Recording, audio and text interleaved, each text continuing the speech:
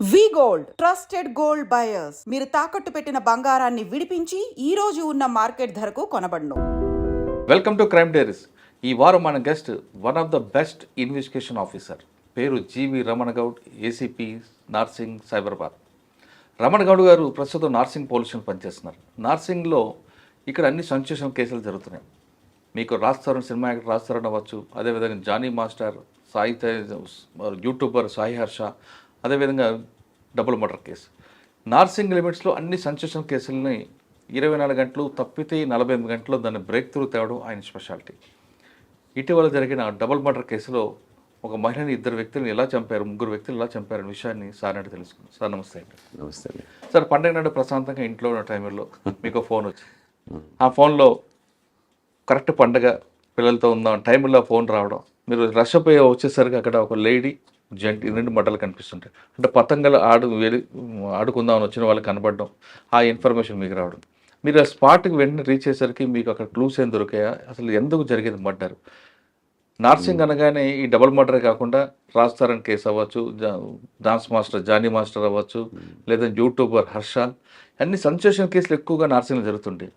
ఇంత heavy police స్టేషన్లో అంటే ఐఓ మీకు కాకపోయినా ఈ సూపర్వైజింగ్ చేయడం అనేది కొంచెం బాగా టఫ్ అనిపిస్తుంటుంది. ఇటువైపు ఫ్యామిలీ, ఇటువైపు జాబ్, ఇక్కడ అన్ని జరిగేవన్నీ కూడా సెన్సేషనల్ కేసులు. పర్టికులర్గా నార్సింగ్ అవ్వచ్చు, శంకరపల్లి అవ్వచ్చు, మొకీలు, అవన్నీ కూడా హై ప్రొఫైల్ కేసులు కనిపిస్తుంటాయి. ఈ ప్రజలు ఎలా తట్టుకుంటున్నారు? మన జరిగిన డబుల్ మర్డర్ కేసులో వాళ్ళ ఆ విధంగా మర్డర్ చేయడానికి ప్రధాన కారణం ఏంటి? ఈ ప్రశ్నలకు సమాధానం చెప్పే ముందు, రమణ గౌడ్ గారు బై ఛాన్సా బై చాయిసా యూనిఫామ్ వేయడం, ఆయన పేరెంట్స్ ఫ్యామిలీ? స్పెసిఫిక్గా పోలీసులోకి రావాలని ఏం రాలేదు. This is an one of the job, అంతే. జాబ్ కాబట్టి వచ్చాం. అప్పుడు యూనివర్సిటీలో ఉన్నప్పుడు జనరల్గా మన అందరూ యూనివర్సిటీలో ఉన్న వాళ్ళు పీజీ, ఆ తర్వాత మేము లా చేసేటప్పుడు జనరల్గా ఏమని ఏదో ఒక ఉద్యోగం, మంచి ఉద్యోగం వస్తే చేయాలి అనే, అప్పుడు ఉద్యోగం ఇంకా ఓరియంటేషన్, అప్పుడు కంపల్సరీ ఉద్యోగము అని అన్నది కంపల్సరీ. యూనివర్సిటీ రాకముందు మీ జర్నీ చెప్పండి. అమ్మ నాన్న ఎక్కడి నుంచి వచ్చారు మీరు? యూనివర్సిటీ రాకముందండి నేను అంటే బేసికలీ మా సొంతూరు నిర్మల్ దగ్గర బన్సపల్లి, బట్ మా father bank manager. Bank manager కావడంతో మేము ఎప్పుడు మా సొంత ఊర్లో ఎప్పుడూ లేము. All around Adilabad and Karimnagar అంతా తిరిగాం. మోస్ట్లీ నా ఎడ్యుకేషన్ అంతా, అంటే నేను పుట్టింది లక్షడ్పేట దగ్గర, అంటే లక్షడ్పేటలో అప్పుడు నాన్న అక్కడ బ్యాంక్లో పనిచేస్తున్నారు. ఎల్ఎంబి బ్యాంక్ అని ఉండేది అప్పుడు, 67-68 అక్కడ నాన్న అప్పుడు పనిచేసింది. తర్వాత అక్కడ నుంచి నాన్నది ఆదిలాబాద్ ట్రాన్స్ఫర్ అయింది. ఆదిలాబాద్లో ఎడ్యుకేషన్ స్టార్ట్ అయింది. తర్వాత ఉట్నూరు అని అప్పుడు ఇంటీరియర్ ప్లేస్, అప్పుడు చాలా ఇంద్రవెల్లి అదంతా ఏరియా అంతా ఉట్నూరులో ఉండేది. ఉట్నూరుకి ఆల్మోస్ట్ 2nd to నాది 7th ఉట్నూరులో చదువుకున్నాం. అప్పుడు అక్కడ ఎడ్యుకేషన్ ఏంటంటే అంతా గవర్నమెంట్ స్కూల్సే. ఎదురుపడ్డారా ఏమండి? అక్కడ ఉట్నూరులో నక్సల్స్ మూవ్మెంట్ బాగా ఉంటుంది కదా అప్పుడు. కొండపల్లి సీతారామయ్య ఎదురుపడ్డాడు. అవునా? ఎదురుపడ్డాడంటే ఆయన అప్పుడు యూజ్ టు కమ్ దేర్. కాబట్టి అంటే నాకు తెలిసినప్పుడు చిన్నప్పుడు ఫాదర్ ఒకసారి అడిగాడు, ఇతను ఎవరో తెలుసా అని. ఇతను ఎవరో తెలుసా అంటే మనం చిన్నప్పుడు కదా, తెలియదు ఎవరు అంటే ఈయనే కొండపల్లి సీతారామయ్య అని అన్నాడు. అంటే ఆ వాతావరణం, అంటే అప్పుడు ఆ ఉట్నూరు అనేది చాలా లిమిటెడ్, చిన్న ఒక 2-3 thousand పాపులేషన్ ఉన్నటువంటి తాలూకా హెడ్ క్వార్టర్. అక్కడ నేను 7th వరకు చదువుకున్నాను. నాన్న అక్కడ కాస్త అంటే one of the important person ఉండేది. దేవుషా అని అప్పుడు ఎమ్మెల్యే, అప్పుడు గోండరాజు, అతను గోండరాజు దీదేన్ ఎమ్మెల్యే. ఆయన బతుకున్న రోజులు ఆయన్నే ఎమ్మెల్యే. అప్పుడు ఇక తర్వాత బెటర్ స్కూల్స్ మేము, తర్వాత ఆల్మోస్ట్ శిశు మందిర్ ఎడ్యుకేషను. శిశు మందిర్ నుంచి మళ్ళీ 8th, 9th, 10th SVAVS అని శ్రీ విద్యారణ్య ఆవాస విద్యాలయం అని అక్కడ శ్రీరాంపూర్, హాజీపూర్ దగ్గర ఉండేది, మంచిర్యాల లక్షడ్పేట మధ్యలో. అక్కడ 8th to 10th చదువుకున్నాం. తర్వాత ఉద్యోగరీత్యా మళ్ళీ ఫాదరు, నేను కొరుట్లలో అంటే మెట్పల్లిలో ఇంటర్మీడియట్, కరీంనగర్ జిల్లాది, కొరుట్లలో డిగ్రీ, తర్వాత పీజీ ఇక్కడ MA ఎకనామిక్స్కి వచ్చాం ఓయూలో. ఇక జనరల్గా ఇక్కడ ఓయూలో పడ్డ తర్వాత ఏముంది, కాంపిటేటివ్ ఎగ్జామ్స్ Group 1, 2 రాసాం. అది లంబిచోడి long marathon was gone up to the almost 91 to 95, almost wasted 4 years of the time in the running. Around the వి మార్కెట్. అప్పుడు నాకు సబ్ ఇన్స్పెక్టర్గా 91లో ఛాయిస్ ఉన్నా రాలేదు నేను. అంటే అంతలా రావాల్సిన మళ్ళీ అగత్యం పడుతుందని అనుకోలేదు, కానీ మళ్ళీ రావాల్సి వచ్చింది. అంటే అప్పుడు ఏదో జాబ్ పాయింట్ ఆఫ్ వ్యూ అంతే తప్ప స్పెసిఫిక్ ఏదో ఎర్ర బూట్లు వేసుకొని బుల్లెట్ మీద పోయే టైప్ ఏం కాదు. ఇట్స్ అనే జాబ్, దట్స్ ఇట్. ట్రైనింగ్ ఇక్కడ తీసుకున్న తర్వాత ట్రైనింగ్ ఇక్కడే అందరికీ, ఇక్కడ ఆంధ్రప్రదేశ్ పోలీస్ అకాడమీ ఇక్కడే అందరితో పాటు. నేను యాక్చువల్గా ట్రైనింగ్ ఒక రకంగా ఆలోచిస్తే లేటు నాది service, entry into the service. Friends అంతా 91లో ఉన్నారు, ఇక మిగిలిపోయిన లెఫ్ట్ ఓవర్ వాళ్ళంతా 95లో ఉన్నారు అంతే. అచ్చా, ఫస్ట్ పోస్టింగ్ ఎక్కడండి? ఫస్ట్ పోస్టింగ్ మొగల్పురా ప్రొబేషనర్ని, old city. Then first posting Shamsherganj. Shamsherganj అని ఇప్పుడున్న ఫలక్నుమా ఏరియా. అవును.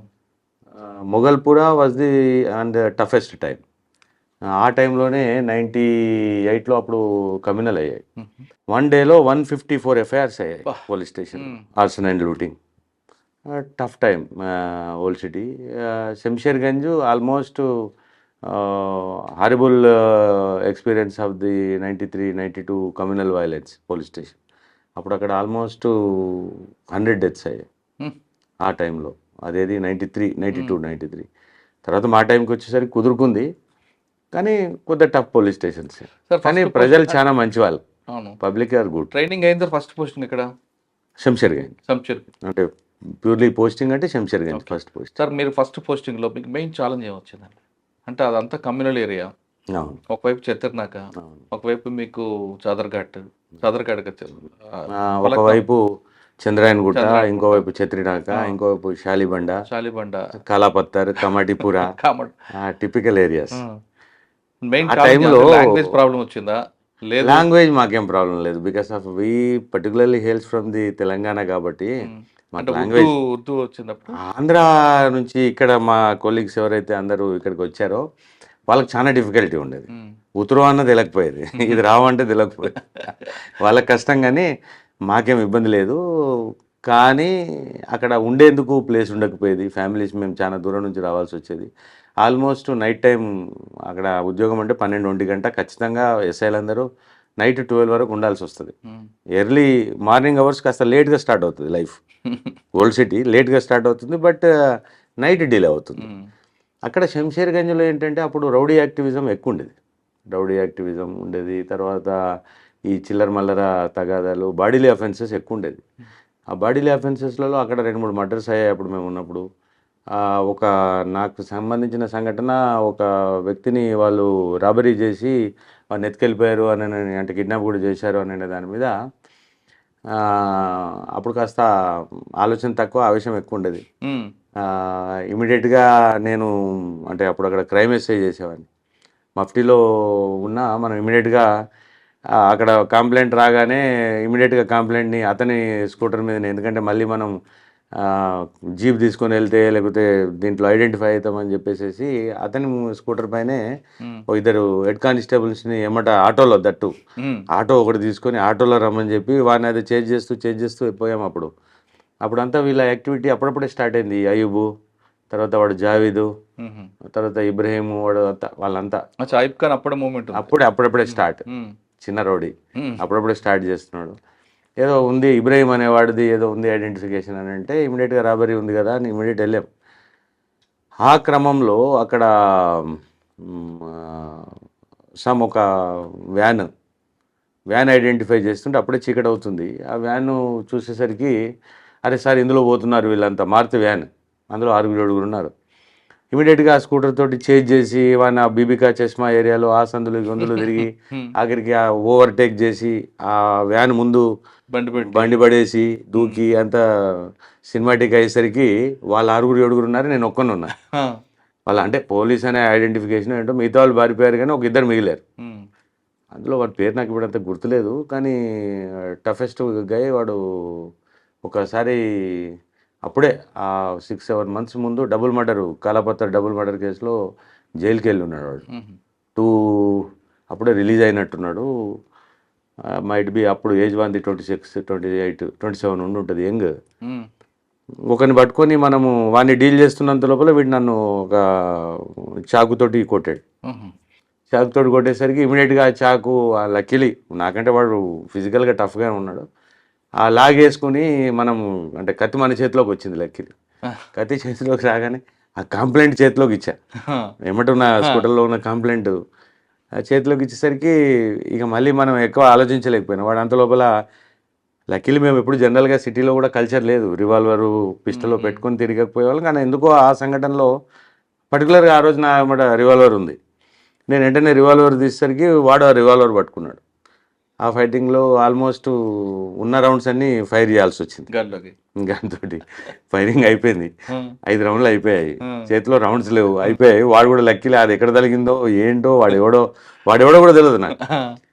అంటే ఆ సంఘటన కొద్ది బిటర్ ఎక్స్పీరియన్స్. అంటే ఆ రోజు మనం కొద్దిగా అటు ఇటు అయితే నేను కూడా పైకి పోయాల్సిన టైం కాబట్టి ఆ తర్వాత రియలైజ్ అవుతే షాక్లో ఉంటే ఎలా ఉంటుంది సంఘటన అనేది నాకు ఏమీ ఐడెంటిఫై చేయలేకపోయాను.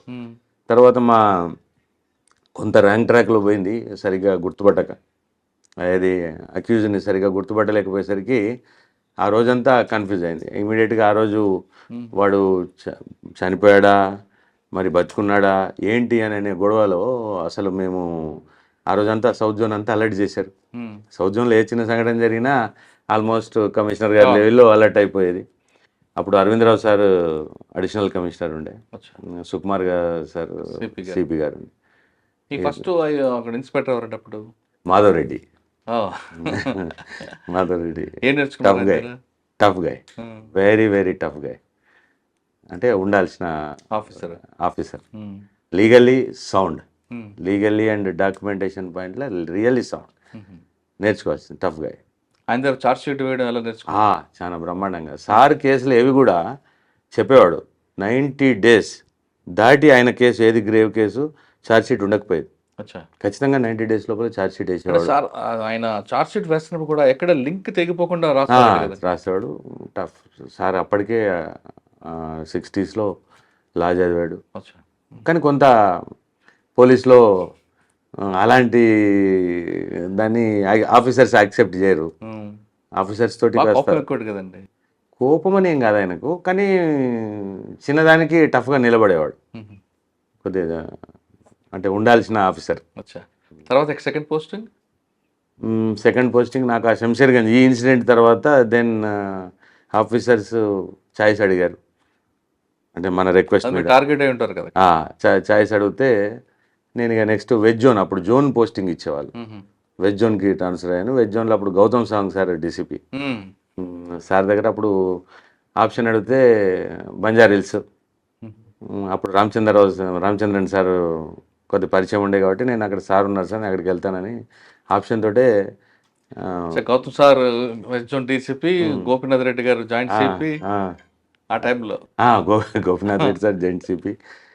నాకు సార్ అదే అడిగాడు, మన ఎస్ఆర్ నగర్ వెళ్తారా అని. నేనన్నా సార్ ఎస్ఆర్ నగర్ అంటే అక్కడ ప్రాపర్గా ప్లేస్ ఉండదు, కూర్చునేందుకు కూడా సరిగ్గా ప్లేస్ ఉండకపోయేది. అప్పుడే ఇది బంజారీల్స్ కొత్తగా పోలీస్ స్టేషన్ కట్టారు, అందులో కాస్త కూర్చునేందుకు ఒక ఎస్ఐ కంటూ ఒక రూమ్ గట్రా ఉంది సార్, నేను అందుకోసం బంజారీల్స్ వెళ్తానని అంటే సార్ నవ్వి నాకు అడిగిన ఛాయిస్ బంజారీల్స్. రామచంద్రన్ సార్ మీకు? రామచంద్రన్ సార్ ఇన్స్పెక్టర్ గారు. ఆయన దగ్గర నేర్చుకున్నారు. సార్ దగ్గర ఎవరినైనా ఆఫీసర్ని మేనేజ్ చేయగలుగుతారు, సార్ దగ్గర ఈ టాలెంట్ ఉందిలేండి. సార్ కూడా అంటే హార్డ్ వర్కరు, ఖచ్చితంగా పోలీసింగ్ అంటే మాధవరెడ్డి సార్కి భిన్నమైన పోలీసింగ్, కానీ ఈ కెన్ డీల్ ఎనీ సిచ్యువేషన్. అవును, ఈ can deal any. Law and order control చేయడం ఆయన దగ్గర ఒక ట్రిక్ చాలా, అంటే డీల్ అదే అంటున్నా, ఈ can deal any type of situation, అది ఉందిలేండి. టాప్ గై. అక్కడే ఉన్నాయా మీకు మెయిన్ గుర్తుండిపోయిన? బంజారీల్స్ అప్పటికి చాలా టఫ్ టైం సార్. అక్కడ ఏంటంటే బంజారీల్స్ నిజంగా కూడా 24 గంటలు మేము నైట్ అంటే డ్యూటీ ఆఫీసర్ చేసినా ఏమన్నా ఉన్నా చాలా ఎక్కువ వర్క్. హై ప్రొఫైల్ ఉంటాడు, ఎక్యూజ్డ్ హై ప్రొఫైల్ ఉంటాడు, అందరూ హై ప్రొఫైల్ కేసులే, కొంత న్యూసెన్స్ వాల్యూ ఉండేది.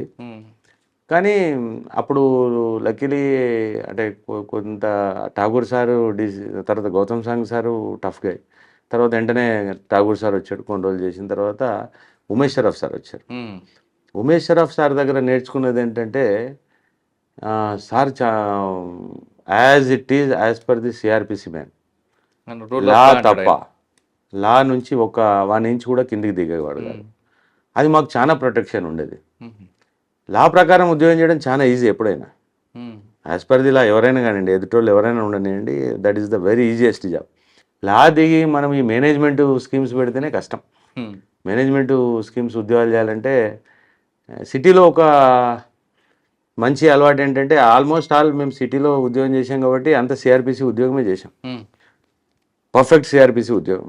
అందులో మనకి ఎదుటోళ్ళు ఎవరైతే ఏంటి, మనకేం అందులో పోయేదేం లేదు. ఏమనంటే బాస్ చూసుకుంటాడు. బాగా చూసుకుంటారు. న్యాచురల్ కూడా బాస్ అప్పుడు ఉండేది మాకు. ఉమేష్ షరఫ్ సార్ ఆల్మోస్ట్ నేను సార్ దగ్గర ఫుల్ టర్మ్ చేశాను. యాజ్ ఇట్ ఈస్ సిఆర్పిసి కాబట్టి ఎంత టఫ్ ఎదుటి వ్యక్తి అయినా మాకు ఏం పెద్ద తేడా తెలియకపోయేది. జాబ్ చేసేవాళ్ళం, మా పని మేము చేసుకుని వెళ్ళిపోయేవాళ్ళం. తర్వాత కమిషనర్స్ కూడా, తర్వాత పేరవరం రాములు సార్ వచ్చారు, తర్వాత మహంతి సార్ వచ్చారు, అంటే కృష్ణారావు సార్ ఉన్నారు, మహంతి సార్ ఉన్నాడు, ఏకే మహంతి సార్ ఇలా అంటున్నారు. కృష్ణారావు సార్ కూడా పనిచేశారు అందరి ఇప్పుడు కృష్ణారావు సార్ ఎంత టఫ్, తర్వాత మహంతి సార్ టఫ్, మధ్యలో ఆర్పి సింగ్ సార్ ఉండే, పర్లేదు కొద్దిగా మేనేజ్ అయ్యేది. కానీ అంటే మేము ఒక రకంగా సిపిగా, అంటే మేము కూడా అంటే సిపి లెవెల్లో మాకు పెద్దగా ఎస్ఐస్ తోటి ఏమి ఉండదు, కానీ చూసి నేర్చుకున్నది మాత్రం అనుకోకుండా కృష్ణారావు సార్ మాకు ఎలానే ఇక్కడ మా డైరెక్టరే ఉండే అకాడమీలో, అప్ప డైరెక్టర్ ఉండే. తర్వాత మళ్ళీ ఆయన ఆర్పి సింగ్ సార్ వచ్చారు, తర్వాత మహంతి సార్ వచ్చారు. సార్ కూడా ఏకే మహంతి సార్ కూడా as it is as per the లా ఉద్యోగం. కాబట్టి యాజ్ పర్ ది లా ఉద్యోగం చేస్తే ఎవరికి ఏం ప్రాబ్లం ఉండదండి. కానీ కృష్ణారావు గారి దగ్గర మెమరీ ఉంటుంది సార్. ఆ మెమరీతో ఆయన నవ్విస్తూ పని చేసుకుంటాడు.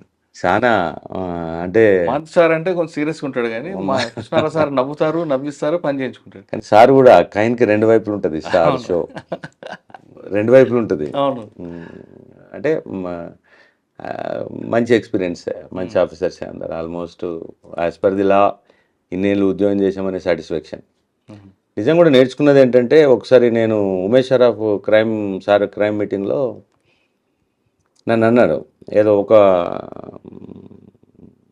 మాట, అది అంటే నాకు ఒక రకంగా తిట్టేది నాకు, కానీ అది నాకు నా లైఫ్ టైం గుర్తుండిపోయింది. ఒక ఇన్ఫ్లుయెన్స్లో సార్ ఇది ఇతను చెప్పడంలో అరెస్ట్ చేయలేకపోయామని చెప్పా, ఒక ఆఫీసర్ చెప్పడంలో అరెస్ట్ చేయలేక. ఇంకో కేసులో ఇతను చెప్పడంలో అరెస్ట్ చేయడం జరిగింది సార్ అని చెప్పా. సార్ ఆ సందర్భంగా are you IO or something అని అన్నారు. అది మా మాట అనేసరికి అది నాకు చాలా బాధ అనిపించింది. Since of that day I'm అంటే నా ఆత్మ అంటే నాకు అంటే ఒప్పుకునేంత మటుకు, కాన్షియస్ ఒప్పుకునేంత మటుకు అప్పటి నుంచి ఆఫీసర్లు చెప్పే లీగల్లీ లేకపోతే ఈవెన్ ఆఫీసర్ చెప్పినా ఈయనకుంటా అలవాటు అయ్యాము. అంటే మీకు ఒక మంత్రం అయిపోయింది. నిజం కూడా అది ఎంత పెద్ద మాట అంటే, నిజంగా I should oblige by the my law, అంతే తప్ప వాళ్ళు చెప్పారు వీళ్ళు చెప్పారని I can't go on that of the merits అని. నిజంగా కూడా సిటీలో ఆల్మోస్ట్ నాలానే ఉంటారు అందరు, మిగతా ఇన్స్పెక్టర్స్ కానీ. అప్పుడు మా జనరేషన్లో అప్పుడున్న బ్యాచ్లో దెబ్బకు సెట్ అయ్యాం అందరం లీగల్ ఉద్యోగం చేసుకోవాలని. నిజంగా కూడా లీగల్ ఉద్యోగం చేస్తే మనకి ఏం ప్రాబ్లం కూడా రాదు. తర్వాత అక్కడ నుండి బంజారాహిల్స్లో 4 years ఆల్మోస్ట్ చేశాను. తర్వాత నాకు ట్రాఫిక్ ట్రాన్స్ఫర్ అయింది. ట్రాఫిక్లో సార్ నాకు అసలు ట్రాఫిక్ చేయడం అప్పుడులో కొంత ఇష్టం లేకుండే. నేను పర్సనల్గా వెళ్ళి సార్ని అడిగా, ఎంవి కృష్ణారావు సార్ని, సిపి ఉండే, సార్ మీరు పోయిపోయి నన్ను ట్రాఫిక్ వేశారు సార్ అని అంటే, నో సెలెక్టెడ్గా ఎవరైతే నేను అనుకున్నానో అందరినీ, my first concern in the city is the traffic and the second is corruption ఆయన అన్నమాట ఆ రోజు. కాబట్టి మీ అందరు ఎవడెవడైతే ఉన్నాడో అందరినీ టఫ్ ఉన్న వాళ్ళందరినీ ట్రాఫిక్లో వేస్తున్నాం. అరే ఇదేంటి సార్ టఫ్ అంటారు మళ్ళీ ట్రాఫిక్లో వేసారు మీరు అని అంటే, సార్ చమత్కారం ఎలా ఉంటుంది నన్ను అందులో ట్రాఫిక్లో ఉద్యోగం చేయించాడు. కొన్ని రోజులు చేసిన తర్వాత ఇక మళ్ళీ సార్ ఉన్నంతసేపు ఉండి ఏదో మళ్ళీ బతుకు చూడడానికి పంజాగుట్ట టఫ్ ఉండేది. కొంచెం చేసి తర్వాత మళ్ళీ సిసిఎస్ పెట్టుకొని, అప్పుడు డీడీ ఉండే కదా, డీడీకి వచ్చాం. అదే టైంలో సార్ ఇంట్లో కుక్క ఒకటి తప్పిపోతుంది, అది నిమిషంలో దొరుకుతుంది, అది గుర్తుందా? నాకు గుర్తులేదు. ఎస్ఆర్ నగర్లో ఉన్నప్పుడు ఒక జడ్జి గారి కుక్క తప్పిపోయింది. సార్ కుక్క కూడా తప్పిపోతుంది, కమిషనర్ గారి కుక్క మాయం. అది నాకు ఐడియా లేదు. మా దగ్గర అప్పుడు బంజారీస్లో ఉన్నప్పుడు ఒక జడ్జి గారి కుక్క తప్పిపోయింది. తప్పితే అప్పుడు అదే తతంగం ఉంటుంది, కానీ దానికి అంత పెద్ద అచ్చా. ఇంపార్టెన్స్ కాదు. మా ఇన్స్పెక్టర్ చాలా బాధపడిపోయాడు. అప్పుడు మా సిఐ వైటీఆర్ ప్రసాద్ సార్ ఉండే. ఆహా. ఇలాంటి కేసులు కూడా చేయాల్సి వస్తుంది మన కర్మ అని. సార్ ట్రాఫిక్ తర్వాత సార్ మళ్ళీ ఎక్కడ ఇచ్చారు? ట్రాఫిక్ తర్వాత నేను crime branch white colour offence అంటే ఈఓడబ్ల్యూ CCS. టీమ్ సిసిఎస్ చేసాం. అది సాటిస్ఫాక్టరీ. ఎవరన్నప్పుడు డీసీపీ? ఫస్ట్లో నరసింహారావు సార్ ఉండే, తర్వాత మన అమిత్ గారు సార్ ఉండే. Oh. One of the best officer. ఆయన దగ్గర ఏం నేర్చుకున్నారు? చాలా. సార్ కూడా సిబిఐ నుంచి వచ్చారు అప్పుడు. చాలా మంచి ఆఫీసర్ అమిత్ గారు సార్. ఇప్పుడు ఉన్న ప్రజెంట్ జనరేషన్కి ఉండాల్సిన ఆఫీసర్ అసలు. లక్కీలీ సార్ ఆయన దగ్గర ఒక స్టైల్ ఉంది. ఒక మర్డర్ జరిగిందంటే ఆ సీన్ దగ్గర నుంచి మిస్ కాడు ఆయన, అక్కడే కూర్చుంటాడు. దాన్ని అక్కడి నుంచి ఆయన యాక్షన్ చెప్తుంటారు. బంజారాస్లో కూడా అలాగే చేశారు ఆయన. అంటే మేము సార్ దగ్గర నేర్చుకుంది ఏంటంటే, సార్ కూడా అనుకోకుండా సిబిఐ కలకట్టా నుంచి ఇక్కడికి వచ్చారు అప్పుడు. కాబట్టి ఈ ఈఓడబ్ల్యూ నాదంటే అంటే వైట్ కలర్ అఫెన్స్ అనేవాళ్ళం అప్పుడు. ఆ టీంలో అప్పుడు తక్కువ ఉండేది. సిసిఎస్ అంతా 11 మంది ఇన్స్పెక్టర్స్, ఒక 20-25 మంది ఎస్ఐస్, 2-3 ఏసీపీలు ఉండేవాళ్ళు. ఇప్పుడు చాలా స్ట్రెంత్ పెరిగింది, కానీ అంటే క్రైమ్ కూడా పెరిగింది, స్ట్రెంత్ పెరిగింది. బిల్డింగ్ కూడా అలాగే ఉంటుంది కదా. ఆ బిల్డింగ్ దారుణంగా ఉండేది. కానీ మోస్ట్ సాటిస్ఫైడ్ జాబ్. అంటే అంత సాటిస్ఫాక్షన్ ఉంది. మంచి మంచి కేసులు చేసాం అక్కడ. ఏ ఇంపార్టెంట్ కేసు వచ్చినా మా టీంకి ఇచ్చేవారు. అప్పుడు మా టీంకి మా ఇన్స్పెక్టర్ వైటీఆర్ ప్రసాద్ సార్ ఉండేది. సార్ కూడా ఆల్మోస్ట్ 9 years సిబిఐలో పనిచేశారు, వైజాగ్ సిబిఐ. కాబట్టి ఆ ఎక్స్పీరియన్స్ తోటి మా టీం వచ్చేది. మేము కూడా చాలా కష్టపడ్డా రాత్రి 2-3 గంటల వరకు పనిచేసిన ఆఫీసర్స్ మంచి వాళ్ళు ఉండేవాళ్ళు, ఎంకరేజింగ్ ఉండేవాళ్ళు. కాబట్టి నవ్వుతూనే పనిచేసేవాళ్ళు. రాత్రి 2-3 నేర్చుకుంటున్నాను. చెప్పండి. ఈఓడబ్ల్యూలో సరే అప్పుడు మిట్టల్ అని చెప్పేసి ఇక్కడ mittalfin.com అని చెప్పేసి ఒకటి ఇక్కడ నారాయణగూడలో ఓపెన్ చేశాడు. అప్పుడు వాడు ఇక్కడ స్టేట్ వైడ్ ఫ్రాంచైజ్ కాల్ఫర్ చేసి వాడు ఆల్మోస్ట్ ఒక 4 crores ఫ్రాంచైజ్ పేరు మీద డబ్బులు వసూలు చేసేసి ఇక్కడ నుంచి ఎత్తేసాడు. ఇది బిచాన ఎత్తేసాడు.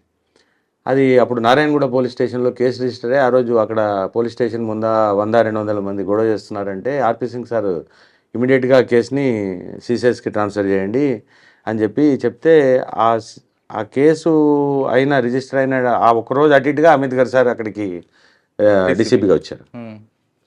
ఆ కేసు మా టీంకి ఇచ్చింది.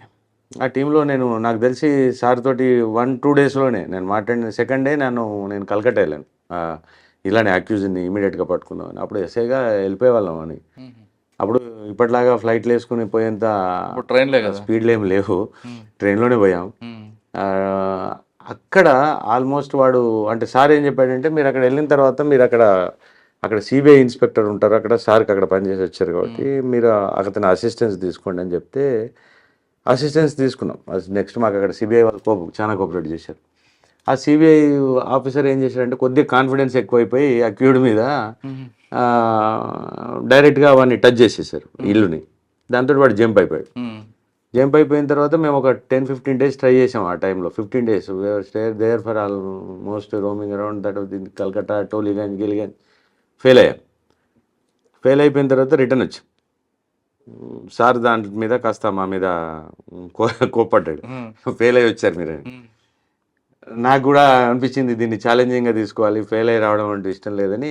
ఆ కేసులో ఐ థింక్ 4 times మేము Calcutta and Siliguri, west Bengal, UP, Madhya Pradesh ఇవన్నీ తిరిగాం. ఆల్మోస్ట్ 15,000 kilometers తిరిగాం దానికోసం.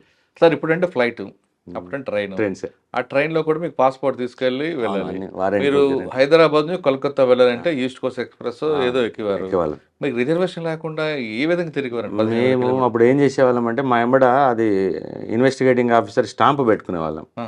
ఈక్యూ కోటాకు సీట్స్ ఉంటాయి, ఈక్యూ కోటా సీట్స్ ఉండేవి. ఏ కేసులో అయితే బయలుదేరుతామో అప్పుడు వెంటనే అక్కడికి వెళ్ళి ఆ రైల్వే ప్లాట్ఫామ్ అక్కడ ఆఫీస్కి వెళ్ళి అందులో ఈక్యూ కోటా వేసి ఈక్యూ కోటాలో ట్రై చేసుకొని రిజర్వేషన్ తీసుకొని ట్రై చేసాం. ఒక్కోసారి లేకపోతే మామూలు జనరల్ పోలేరు కదా, దాంట్లో కూడా పోవాల్సిందే.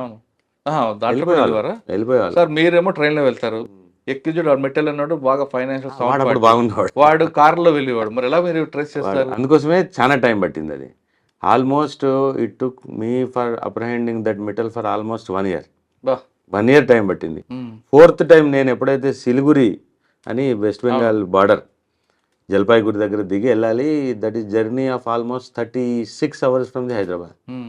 4th టైం వెళ్తుంటే అమిత్ గారు సార్ అడిగారు, ఏం నీకు మనసు ఒప్పలేదా? మా మనసు అది వాడు దొరకడు, ఆగు నువ్వు అని అన్నాడు. లేదు సార్ ఇది లాస్ట్ అటెంప్ట్, ఒకసారి నేను చేసి వస్తాను సార్. ఏం క్లూ ఉందని వెళ్తున్నావు అన్నాడు.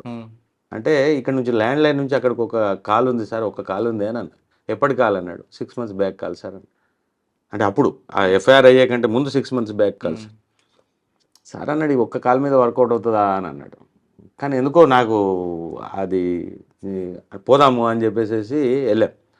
లక్కీలీ ఆ టైంలో ఎక్కడ సిలిగురి, సిలిగురి 36 hours జర్నీ చేసి ఇక్కడ సిలిగురిలో ఉండి ఆ కనెక్టెడ్ వాళ్ళ ఒకడు బ్లాక్ మ్యాజిక్ వాడు ఒకడు ఉండే. ఆ బ్లాక్ మ్యాజిక్ ఏదో లింక్ దొరికితే వాడు ఎక్కడ మొఘల్ సరాయ్ వారణాసి దగ్గర ఉండే జంక్షన్ రైల్వే స్టేషన్, ఆ నుంచి ఒక 50-60 kilometers దాంట్లో ఉంటుంది. ఒక వాడికి వీడికి లింక్ ఉంది అని అంటే వాని దగ్గరికి ఇంకో టీం పంపించి మళ్ళీ ఇక్కడ నుంచి కలకట్టా నుంచి కోఆర్డినేట్ చేసుకొని అల్టిమేట్గా అప్పుడు 15 రోజులు ఉండి వాడిని కలకట్టాలో మళ్ళీ పట్టుకున్నాం. మిఠల్ ఎంత వాడు చీటర్ అంటే వాడి మీద ఆల్రెడీ అప్పటికే నేపాల్, లక్నో, మన కొచ్చిన్, ఒడిశా ఇవన్నీ కేసులు ఉంటాయి, అన్నీ డిటెక్ట్ అయ్యాయి. అది సాటిస్ఫాక్టరీ జాబ్ ఇన్. సార్ సాధారణంగా ఎక్యూజన్ లిఫ్ట్ చేయడానికి మార్నింగ్ టైం ఎంచుకుంటారు, అందుకు ఒకటి. 2 యూనిఫామ్ వేసుకుని వెళ్తే బెటరా, యూనిఫామ్ లేకుండా సివిల్ వెళ్తే బెటరా? శాస్త్ర ప్రకారం యూనిఫామ్లో వెళ్ళి అరెస్ట్ చేయాలని ఉంటుంది, కానీ యూనిఫామ్లో వెళ్తే ఎవడో దొరకడు. ఎందుకంటే యూనిఫామ్లో వాడు కాల్చుకొని కూర్చుంటాడా. తతంగం అంతా కంప్లీట్ చేయాల్సి వచ్చేటప్పుడు యూనిఫామ్ బ్యాడ్జ్, నీ నేమ్ ప్లేటు అవన్నీ ఉంటాయి, అవన్నీ రాస్తాం. కానీ జనరల్గా మేము సిసిఎస్లో కూడా యూనిఫామ్ ఏమి ఉండదు, మామూలుగానే మఫ్టీలోనే జాబ్ చేసేవాళ్ళం. ఐడి కార్డ్ ఎమ్మడి ఉంటుంది, ఐడి కార్డ్ ఖచ్చితంగా. కానీ మీరు తీసుకొస్తారు, కొంతమంది ఏం చేస్తారు, మిమ్మల్ని ఇబ్బంది పెట్టడానికి ఎవరో వ్యక్తులు వచ్చారు కిడ్నాప్ చేశారని ఒక తప్పకుండా అలా కూడా మా మీద కూడా కేసులు రిజిస్టర్ అయ్యాయి. నా మీద ఢిల్లీలో రిజిస్టర్ అయింది, కలకట్టాలో ఒకసారి కేసు అయింది, అవుతాయి. అంటే కానీ లీగాలిటీ ఎప్పుడు ఆల్వేస్ ప్రివేల్స్ కాబట్టి మేము కూడా కంపల్సరీ అక్కడ లోకల్ పోలీస్ స్టేషన్లో ఇన్ఫార్మ్ చేసేస్తాం ఇమీడియట్గా. పట్టుకునేటప్పుడు మేము ఒకవేళ ఎప్పుడైనా ఎమర్జెన్సీ ఉందంటే వాళ్ళ సహాయం తీసుకోకుండా దొరికిన తర్వాత అయినా ఖచ్చితంగా లోకల్ పోలీస్కి ఇస్తే వాళ్ళు ఇంటిమేట్ చేస్తారు కదా, ఇన్ఫర్మేషన్ లీక్ చేస్తారు. ఆ డౌట్ తోటే మేము కూడా జనరల్గా రిస్క్ తీసుకుంటాం. కానీ ఇప్పుడున్న కండిషన్లలో రిస్క్ అవసరం లేదు. కానీ అప్పట్లో ఎర్లీ మార్నింగ్ ఎందుకంటే లిఫ్టింగ్ ఉంటుందండి. ఎర్లీ మార్నింగ్ కదా మరి, వాడు వచ్చి పడుకునే నైట్లో కదా, లేకపోతే మేము లేట్ నైట్ లొకేషన్స్ తీసుకునే పోతాం. లేట్ నైట్ లొకేషన్స్ ఒక దగ్గర వచ్చాయి, ఒక 10 లొకేషన్స్ వచ్చినాయంటే దాని అర్థం వాడు అక్కడ ఉంటుండని అర్థం. లేట్ నైట్ సిడిఆర్లు లేకపోతే మనం ఇప్పుడు కదా, అప్పట్లో కూడా సిడిఆర్స్ ఉండే. అంటే 2004 నుంచి మెల్లిగా సిడిఆర్స్. సార్ మీరు ఆ మిట్టల్ గ్యాంగ్ కోసం దాదాపు సంవత్సరం తిరిగారు కోల్కతా. మీకు పాస్పోర్ట్ ఇచ్చిన ఇంకా ఎక్స్పెండిచర్ చాలా ఉండదు, చెప్పాలని ఎక్స్పెండిచర్ ఉంటుంది. అదంతా గవర్నమెంట్ పే చేసుకుందా, లేదా మీ పాకెట్లో పెట్టుకుని మాట పడ్డామని చెప్పి? పూర్తిగా చేయదు. మనకున్న కండిషన్స్, మనకున్న అన్ని ఫెసిలిటీస్ గవర్నమెంట్ ఏం కల్పించలేదు. గవర్నమెంట్ వాళ్ళ శాస్త్ర ప్రకారం 200 రూపాయలు ఇస్తారు పర్ డే. తప్పదు. 200 రూపాయలు ఏమొస్తుంది అక్కడ? అదే తప్పదు, అది పెట్టుకుని చేసుకోవాలి మనం. సాటిస్ఫాక్షన్ ఉంటుంది. ఓకే. సిసిఎస్ తర్వాత ఎక్కడికి వచ్చారు? తర్వాత అక్కడ నుంచి టాస్క్ ఫోర్స్ వెళ్ళానండి. టాస్క్ ఫోర్స్ కూడా ఎందుకు వెళ్ళానంటే, టాస్క్ ఫోర్స్ పోవడం నాకు నిజంగా పెద్ద ఇష్టంగా లేకుండే. అప్పుడు నా 3 years టర్మ్ అయిపోయింది ఆల్మోస్ట్ సిసిఎస్లో. అప్పుడు Rajiv Trivedi sir additional commissioner crimes ఉండే. ఏదో చిన్న విషయంలో మా ఒక ఇమీడియట్ ఆఫీసర్ తోటి గొడవై నేను చెప్పా, నేను సార్ ఎక్కడ వాల్యూ లేని దగ్గర నేను పనిచేయను, I have to shift from this place to some another place sir which is nearer to the my house. హైదరాబాద్లో సిటీ పోలీస్లో always our preference is to be near to the residence. అంతే తప్ప ఈ police station ఆ police station అని పెద్దగా priorities ఏమి ఉండకపోయేవి. ఇప్పుడు డిస్టిక్లలో ఈవెన్ సైబరాబాద్లో ఉన్నట్టుగా శాంతినగర్ దగ్గరలోనో దగ్గరలోనో క్వార్టర్స్ ఎక్కడ ఉంటే దగ్గర. అప్పుడు మాకు బేగంపేట క్వార్టర్స్, అదే మూడే కదా, మూడే బేగంపేట క్వార్టర్స్లో ఇంటి దగ్గర ఉండాలని కోరుకున్నాం. బేగంపేట క్వార్టర్స్లో ఉన్నప్పుడు నేను అడిగిన పోస్టింగ్ కూడా ఏంటంటే, సార్ ఆ బేగంపేట నియర్ బై ఏదైనా పోస్టింగ్ ఇవ్వండి, లేకపోతే నార్త్ జోన్ టాస్క్ ఫోర్స్ ఇవ్వండి. నార్త్ జోన్ టాస్క్ ఫోర్స్ అంటే అప్పుడు బల్విందర్ సింగ్ సార్ అప్పుడు కమిషనర్ అండి. అప్పుడు ఆయన అన్నాడంట, సార్ ఎందుకు ఆయన అంత స్పెసిఫిక్గా నార్త్ జోన్ అని అడుగుతున్నాడు అంటే, వేరే ఉద్దేశం ఏం లేదు సార్, ఆయన ఇల్లు దగ్గర ఉంటాయి సార్ సపోర్ట్ చేసేవారు. అప్పుడు ఆఫీసర్స్ కూడా అట్లా సపోర్ట్ చేసేవాళ్ళు. మనకు కూడా సాటిస్ఫాక్షన్ ఉండేది. ఆఫీసర్స్ మన వాళ్ళు ఉంటే ఒక శబాష్ అని అంటే 1 కోటి రూపాయలు ఇచ్చిన దానికంటే ఎక్కువ దానికోసమే పనిచేసేవాళ్ళు. ఈవెన్ ఇప్పుడు నేను కానీ మా వాళ్ళు కానీ ఎవరు పనిచేసినా పోలీస్ ఆఫీసర్స్ ఎప్పుడైతే శబాష్ అని అంటాడో మనకి అది భారతరత్న ఇచ్చినంత గొప్ప కాబట్టి పని చేస్తారు మన వాళ్ళు. దానికోసం చొక్కాలు చొక్కాలు దించుకొని పని చేస్తారు. మీకు టాస్క్ ఫోర్స్లో ఎగ్జాంపుల్ చెప్తాను మీకు. ఒక కేసులో మేము తెనాలి వెళ్తే అంటే మన వాళ్ళు డీసీపీ ఎవరండి మీకు? టాస్క్ ఫోర్స్లో అప్పుడు కమలాసన్ రెడ్డి సార్. కమలాసన్ రెడ్డి సార్ మా సార్ సీనియర్ కూడా యూనివర్సిటీలో. సార్ కూడా వర్క్ ఎక్స్ట్రాక్షన్ పర్ఫెక్ట్. దాంట్లో ఒకటి మీకు ఎగ్జాంపుల్ చెప్తున్నాను ఎంత కష్టపడతారు మన వాళ్ళు అనేటానికి. ఈవెన్ అంటే బ్లంట్లీ అంటే టాయిలెట్ కూడా ఆపుకొని ఒక రోజంతా టాయిలెట్ పోకుండా మా టీం అంతా పనిచేసింది తెనాలిలో. టాయిలెట్ పోతే మార్నింగ్ టైంలో టాయిలెట్ కూడా ఆపుకొని ఎవడు ఉద్యోగం చేస్తాడండి. ఇవాళ రేపు మా డిపార్ట్మెంట్ అంత ప్రయారిటీ ఇచ్చిన కేసు ఏంటో. జనరల్ ప్రయారిటీ ఉన్నా మనకి ఏదైనా ఇంపార్టెంట్ ఒక టాస్క్ మీద పోయినప్పుడు వేరే డిపార్ట్మెంట్కు మా డిపార్ట్మెంట్కు అంటే నేను వాళ్ళని తక్కువ చేయడం అనట్లే, కానీ మా దాంట్లో పాపం నెత్తి మీద వేసుకొని పనిచేస్తారు. అది కరెక్టే. టాయిలెట్ వెళ్ళక కాదు, పండగ పక్కన అన్ని బాగా పనిచేస్తారు. నిజంగా నాకు ఆ రోజు వండర్ఫుల్ అనిపించింది ఏంటంటే నేను తట్టుకోలేను. నేనేం చేశాను, నేను నాతోటి కాదురా బాబు నేను వెళ్తున్నానని చెప్పి నేను ఒక ఆడ నుంచి ఒక టౌన్ తెనాలి 10 కిలోమీటర్లు ఉంటే నేను వెళ్ళిపోయా. మా టీం అక్కడ స్టే చేసింది. అల్టిమేట్గా మేము 12-1 గంట వరకు మళ్ళీ రిటర్న్ వచ్చాను. అంటే నేను వెంటనే ఒక హాఫ్ అన్ అవర్ రిటర్న్ వచ్చాను. 11-12 గంటలు పట్టుకున్నాం. 12 పట్టుకొని తెనాలికి వెళ్ళిన తర్వాతనే మా టీం అందరూ టాయిలెట్స్కి వెళ్ళారు.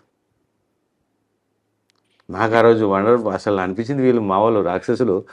ఇంకా అంటే టాయిలెట్ వెళ్లకుండా పట్టుకున్న కేసు ఏంటంటే అంటే వాడు అప్పుడు దేవుడు నటోరియస్ ఫెలో ఉండే వాంది ఆ వెహికల్ ఐడెంటిఫై అయింది మాకు అక్కడ. ఇంట్లో ఐడెంటిఫై అవ్వట్లేదు. ఆ చుట్టుపక్కల కాదు, మనం జరిగితే దూరం వెళ్ళిపోతే ఆ వెహికల్ ఏమైనా సడన్గా వెళ్ళిపోతే మళ్ళీ ఇబ్బంది అవుతుంది అనే ఉద్దేశంతో పట్టుకోవాల్సి వచ్చింది. వాడు ఆశ్చర్యపోయాడా?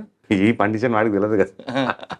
అంటే జనరల్ చెప్తున్నాను చేస్తారు మా వాళ్ళు. ఇప్పుడు ఈవెన్ ఈ డబుల్ మర్డర్ కేసులో కూడా చూడండి. డబుల్ మర్డర్ కేసులో మనం ఆ రోజు అసలు యాక్చువల్గా ఉదయం పూట మాకంతా ఇక్కడ ఏంటది టీఆర్ఎస్ వాళ్ళ కౌశిక్ రెడ్డిది గొడవ నడుస్తాము. పొద్దున్నే మేము అలర్ట్ అయ్యాము. ఆ రోజు పండుగ 8 గంటలకల్లా అందరు రోడ్ల మీదకి ఎక్కడో అక్కడ పనిలో ఉన్నాం. ఆ టైంలో ఈ ఫోన్ వచ్చింది. ఎంత 36 అవర్స్ లోపల పట్టుకోగలిగాం. ఫస్ట్ అయితే అన్ఐడెంటిఫైడ్, ఇద్దరు ఎవరో తెలియదు, ఇతను ఎవరో తెలియదు. చనిపోయిన మేము ఫస్ట్ మాకు బాడీ ఐడెంటిఫై అయింది, ఒకటే బాడీ ఐడెంటిఫై అయింది. ఒక 10 నిమిషాల తర్వాత ఆ పక్కన ఇంకో పదలో మళ్ళీ ఈ బాడీ ఐడెంటిఫై అయింది. ఫిమేల్ ఐడెంటిఫై అయింది, తర్వాత మేల్ ఐడెంటిఫై అయింది. అంటే ఎంత చూడండి ఎంత ఇమీడియట్గా మా వాళ్ళందరూ రష్ అయితే. ఫస్ట్ కేసు క్యాజువల్గా ఉన్నాం. సెకండ్ ఎప్పుడైతే బాడీ ఐడెంటిఫై కాగానే ఇమీడియట్గా అందరూ, నేను మా డీసీపీ గారు కూడా స్పాట్కి వెళ్ళాం. స్పాట్లో వెళ్ళిన తర్వాత సాయంత్రానికల్లా మనకు అంటే ఏం కదా అనేది తెలిసే లోపల అంటే లక్కీలీ మన వాళ్ళంతా చూసరికి గచ్చిబౌలిలో మా వాళ్ళు ప్రాంప్ట్గానే కేసెస్ అన్ని రిజిస్టర్ చేస్తున్నారు కాబట్టి అది మిస్సింగ్ కేసు అక్కడ ఐడెంటిఫై అయిపోయింది. ఇక్కడ వనస్థలపురంలో కాదు, గచ్చిబౌలిలో ఫస్ట్ కేసు మేల్ది గచ్చిబౌలి. తర్వాత వెంటనే నెక్స్ట్ ఇమీడియట్గా ఈ ఉమెన్ బాడీ వనస్థలిపురంలో మిస్సింగ్ కేసు ఉండడం. దాంతో ఆ మిస్సింగ్ కేసులు గిట్ట లేకపోయి ఉంటే కొద్ది ఇబ్బంది అయ్యేది. అంటే ఈ మధ్య ప్రాపర్గానే కేసెస్ రిజిస్టర్ అవుతున్నాయి కాబట్టి క్లూ ఇమీడియట్గా వచ్చి దాని తర్వాత నెక్స్ట్ స్టెప్ వీలు కావడం. ఆ 7:30 కల్లా వీళ్ళ మూమెంట్ ఇక్కడ నుంచి స్టార్ట్ అయిపోవడం. ఇవన్నీ చూసుకునేసరికి మా వాళ్ళు రాత్రి ఆ రోజు మాకు మినిమం ఐడెంటిఫై అయ్యేసరికి రాత్రి 1 గంట అయింది. నైట్ 1 గంట కన్నా మార్నింగ్ 8 o'clock కల్లా మా వాళ్ళు ఇక్కడ బయలుదేరాల్సి వచ్చింది. రీచ్ అయ్యాం. ఎందుకు చెప్పారండి వాళ్ళు? చెప్పడం అంటే మెయిన్గా ఈ ఇల్లీగల్ రిలేషన్స్, మెయిన్గా ఈ మధ్య అవుతున్న మర్డర్లలో 70% ఇల్లీగల్ రిలేషన్స్, వీటి ద్వారా సెక్సువల్ జెలసీస్, ఇల్లీగల్ రిలేషన్స్. ఈ అమ్మాయికి ఆల్రెడీ 2-3 పిల్లలు, భర్త ఉన్నాడు. వాళ్ళని వదిలేసి 3వ తారీఖు నాడు వనస్థలిపురం నుంచి ఇక్కడ ఎవరో మహేష్ అనేవాడు వ్యక్తి ఏమడ, ఈడ అంకిత్ ఇప్పుడు చనిపోయిన వ్యక్తి ఏమడ ఇక్కడికి వచ్చేసింది నానకరాముడకి. వీళ్ళిద్దరికి పరిచయం అలాగండి. అంతకుముందు ఇక్కడ మన ఈ కొల్లూరు ప్రాంతంలో వాళ్ళు ఇక్కడ పనిచేశారు. వాళ్ళ బ్రదర్స్ కూడా ఇక్కడ పనిచేస్తున్నారు. ఇప్పుడేమో శంకర్పల్లిలో ఫామ్ హౌస్లో పనిచేస్తున్నారు. ఆ టైంలో వీళ్ళు కూడా ఇక్కడ ఈ నియర్ బై ప్లేసెస్ కాబట్టి వీళ్ళకి అప్పటి నుంచి పరిచయం ఉంది. పరిచయం ఉండి వీళ్ళు ఎప్పుడైతే కాస్త ఈ ఇల్లీగల్ దిస్ థింగ్ని స్మెల్ చేసి వీళ్ళ హస్బెండ్ వీళ్ళ ఫ్యామిలీని అటు షిఫ్ట్ చేసుకున్నాడు. కానీ బట్ వీళ్ళ రిలేషన్ కంటిన్యూ చేసినట్టున్నారు. తర్వాత వాళ్ళు అక్కడ నుంచి తీసుకొని రావడం, వీళ్ళ మోజులో పడి వీళ్ళ మోజులో పడి ఆ అమ్మాయి కూడా ఫ్యామిలీని కాదనుకొని కొంత illegal even might be prostitution side convert అయినట్టు. ఎందుకంటే ఇప్పుడు బాయ్ ఫ్రెండ్ ఉన్నాడు, తర్వాత ఈమె మరి ఇంకొక సెక్స్ వర్కర్కి ఎందుకు మారింది? అంటే ఫైనాన్షియలే ఉంటుందండి, ఏముంటుంది ఫైనాన్షియల్. ఇప్పుడు ఇవాళ రేపు సెక్స్ వర్కర్స్గా ఫైనాన్షియల్ అప్లికేషన్స్ తోటే టర్న్ అవుతారు. అంటే ముందు రోజు ఇంట్లో తీసుకొచ్చి పెట్టుకున్నారా ఆయన? థర్డ్ నాడు అంటే ఆల్మోస్ట్ 10 రోజులు ముందు నుంచి ఇట్టే ఉంది ఆ అమ్మాయి. 10 రోజుల నుంచి ముందుంది. ఆ క్రమంలో ఈ ఎవరైతే అక్యూజ్డ్ ఉన్నాడో అక్యూజ్డ్ తోటి అంతకుముందు ఒకసారి పోవడం జరిగింది. మళ్ళీ అప్పుడు పోయినప్పుడు ఏదో ఆ వీడియో తీశాడు అనే కోపంతో వీడియో, అంటే వాళ్ళిద్దరి మధ్యన ఆ టైంలో వీడియో తీస్తాడా? వీడు తీశాడు అనే కోపంతో ఈయనకి ఏదో చెప్పినట్టుంది ఈ చనిపోయిన డిసీజ్డ్కి. దాని మీద వాళ్ళిద్దరికి ఏదో గొడవ అయింది. వీళ్ళంతా కూడా ఒకే ప్రాంతానికి సంబంధించిన వాళ్ళు, ఆల్మోస్ట్ 30 కిలోమీటర్స్ డిస్టెన్స్లో ఉన్న ఈ సంబల్ ఏరియా వాళ్ళు. సిద్ధి డిస్టిక్ అని మధ్యప్రదేశ్లో ఉంటుంది, almost border to the Bihar and UP. ఆ సంబల్ ఏరియా సాకేత్ ఫ్యామిలీస్ వీళ్ళంతా, ఒకటే సర్నేమ్ కూడా ఒకటే ఉంది. దాంట్లో వీడు కోపం పెట్టుకున్నట్టున్నాడు ఏదో, దాన్ని టార్గెట్ చేశాడు వీడు. ఆల్రెడీ టార్గెట్ చేసి అలా అయితే రారని చెప్పి వీడు మళ్ళీ ఒకసారి మాట్లాడుకొని తీసుకొని వెళ్దామనే క్రమంలో మాట్లాడుకుంటే వీడు ఒప్పుకున్నాడు తీసుకొచ్చింది సమేదో మాట్లాడుకొని. 12:45 ఆ టైంలో వాడు అక్కడికి అంత నైట్లో అంత లోన్లీ ప్లేస్కి తీసుకెళ్లారు. దేంట్లో? ఆటో మాట్లాడుకొని వచ్చారు వీళ్ళు. మనకు అక్కడ లక్కీలో ఏంటంటే ఈ మధ్య మనం సీసీ కెమెరాస్ మీద వర్క్ బాగానే జరుగుతుంది.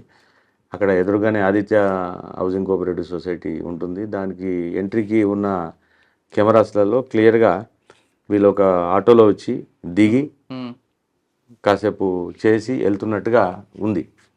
కాబట్టి 12:45కి అమ్మాయిని తీసుకుని ఆటోలో వచ్చాడు. 12:45కి వచ్చాడు. 12:45కి వీళ్ళందరూ కలిసే వెళ్ళారు ఆటోలో, అంటే లోపలికి సెక్లూడెడ్ లోపలికి ఇంటీరియర్ ప్లేస్కి. అక్కడ నుంచి జనరల్గా అయితే ఆ ప్లేసు ఎవరు పోరు అక్కడికి ఆ చీకట్లో. ఆ మెయిన్ రోడ్లో కాస్త అటు ఇటు చూసి ఎవరు చూడట్లేదని ఆపుకొని దిగి 5 లోపలికి వెళ్ళారు. ఫస్ట్ వీళ్ళిద్దరు వెళ్ళారు, వెంటనే వీళ్ళని 3 వెళ్ళారు. మాకు తెలుస్తుంది ఇప్పుడు వచ్చిన, ఇంకా వాళ్ళు రాలేదు, ఇంకా స్టిల్ మధ్యప్రదేశ్లో ఉన్నారు. అంటే ఎంటర్ కావడంతో ఒక 5 మినిట్స్లోనే వీడు ఫస్ట్ వాడిని అంకిత్ని చాక్తోటి కొట్టారు. ఆ పెనుగులాటలో ఆ బోల్డర్ తోటి చంపేసినట్టు తెలిసింది. తర్వాత మళ్ళీ ఒక 10 మినిట్స్లోనే అక్కడ నుంచి వీళ్ళు ఇక్కడికి వచ్చి ఈ అమ్మాయి సెక్స్ కోసం పక్కకు తీసుకెళ్లారు, ఆ అమ్మాయిని కొట్టేశారు అని ఇప్పటికున్న ఇన్ఫర్మేషన్. అంటే కేవలం వీడియో తీయొద్దు అన్నందుకే కాకపోవచ్చు, నేను అది ఒక్కటి దాని మీద ఏదైనా బేస్ అని అనుకుంటున్నాము. యాక్చువల్లీ ఇంత చిన్న రీజన్కి ఉండకపోవచ్చు, ఏదైనా ప్రీవియస్ ఎనిమిటీ కూడా ఏమైనా ఉందా అనేది చెక్ చేసుకోవాలి. వాళ్ళు వచ్చిన తర్వాత క్లారిటీ వస్తుంది. అంటే అక్కడ మన వాళ్ళు అడిగారు ఉంటారు కదా, అడుగుంటారు కానీ అంత ఈజీగా అక్యూజ్డ్ కన్ఫెస్ చేయడు. రీజన్ అంత ఈజీగా మనం అడగగానే చెప్పడు వాడు, ఏదో చెప్తుంటాడు. కొంత టిపికల్గానే అనిపించింది ఈ చిన్న రీజన్కి. కస్టడీ తీసుకున్న తర్వాత మీకు క్లారిటీ వస్తుంది. మళ్ళీ కస్టడీ తీసుకుని మేము ఇక్కడ మన ప్రాంతానికి వస్తే తప్ప వినరు కదా, ఇక్కడికి వస్తే వింటారు. సార్ టాస్క్ ఫోర్స్ తర్వాత ఎక్కడికి వచ్చారు మీరు? టాస్క్ ఫోర్స్లో నుంచి ప్రమోషన్ వచ్చిందండి. ప్రమోషన్ వచ్చిన తర్వాత నేను అప్పుడు సిటీ వాతావరణం అంతా అప్పుడు తెలంగాణ మూమెంట్ విస్తృతంగా నడుస్తుంది, 2010 ఆ టైంలో బాగానే ఉంది మూమెంట్. అప్పుడు లూప్ లైన్ కావాలని అనుకుని నేను పీటీసీ అంబర్పేట్కి వెళ్ళాను, ట్రైనింగ్ కాలేజీకి వెళ్ళాను. అక్కడ ఒక టర్మ్ పనిచేశాను, ఒక sub inspectors ASI to SIs. అప్పుడు 6 months ట్రైనింగ్ ఉండేది. ఒక బ్యాచ్ ట్రైనింగ్ అయ్యేంత మటుకు అక్కడ ఉండి పీటీసీ అంబర్పేటలో పనిచేసాం. ఒక బ్యాచ్కి ట్రైనింగ్ ఇచ్చిన సాటిస్ఫాక్షన్, ఎస్ఐస్ ట్రైనింగ్ ఇచ్చాం. తర్వాత అక్కడ నుంచి మళ్ళీ హైదరాబాద్ సిటీ బ్యాక్ వచ్చాం. ఆ సిటీ బ్యాక్ వచ్చినప్పుడు అడిగారు నన్ను వేరే ఇంకా జోన్కు సైబరాబాద్. అప్పుడు వెళ్తామంటే సైబరాబాద్ అంటే మాది కాదు అని అన్నట్టు ఉండేది. మా mother zone is only Hyderabad city అని. లేదు సార్, నేను only I will back to mother parental zone, నేను వెళ్తాను అని మళ్ళీ హైదరాబాద్ సిటీకి ఏరుకోరి అప్పుడు మళ్ళీ సిటీ బ్యాక్ వచ్చాను. అప్పుడు యాక్చువల్గా నాకు కొంత వేరే ఒక important police station in Cyberabad ఉండేది, పోతారా అని అడిగారు. కానీ నేను సిటీ వదిలి రావడం అప్పుడు ఇష్టం లేకుండా సిటీకి వెళ్తే అప్పుడు AK Khan sir commissioner. AK Khan సార్కి రిక్వెస్ట్ చేస్తే నాకు సికింద్రాబాద్ పోస్టింగే కావాలి అని అంటే మళ్ళీ సేమ్ యాజ్ ఇట్ ఈస్ ఇంటికి దగ్గర అని అంటే మరి ట్రాఫిక్ ఉంది చేస్తారా అని అడిగారు. ఉమ్. ట్రాఫిక్ ఉంది చేస్తానంటే చేస్తాను సార్ అని. మహంకాళి ట్రాఫిక్ వెళ్ళాను. ట్రాఫిక్ మీద కొంత సెకండ్ గ్రేడ్ అభిప్రాయం ఉండే నాకు కూడా. ఉమ్. కానీ my tenure in the traffic for almost 3 years in Mahankali, that is Secunderabad railway station area, immense satisfaction. ఎలా చేసాం నిజంగా. అది ట్రాఫిక్ని మనము ప్రాపర్గా రన్ చేయగలిగి, మనము proper implementation of the motor vehicle act or the ఈ ఫుట్ పాస్ ఎంక్రోచ్మెంట్స్ ఇవన్నీ చేయగలిగితే సాటిస్ఫాక్షన్ ఉంటుంది. ఎక్కువగా మీకు Secunderabad railway station, Secunderabad Gopalapuram police station, Gopalapuram police station, bridge, ఇటు మోండా మార్కెట్. పెద్ద మీకు పెయిన్ కదండి. పెద్ద పెయిన్.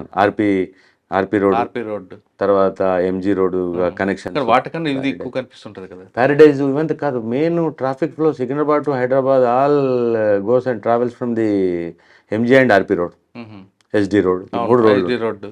ఈ 3 రోడ్లను మనం రన్ చేయగలిగితే అంటే ప్రాపర్గా ఎక్కడ దాన్ని స్టక్ చేయకుండా తీసుకోవడం చాలా కష్టం.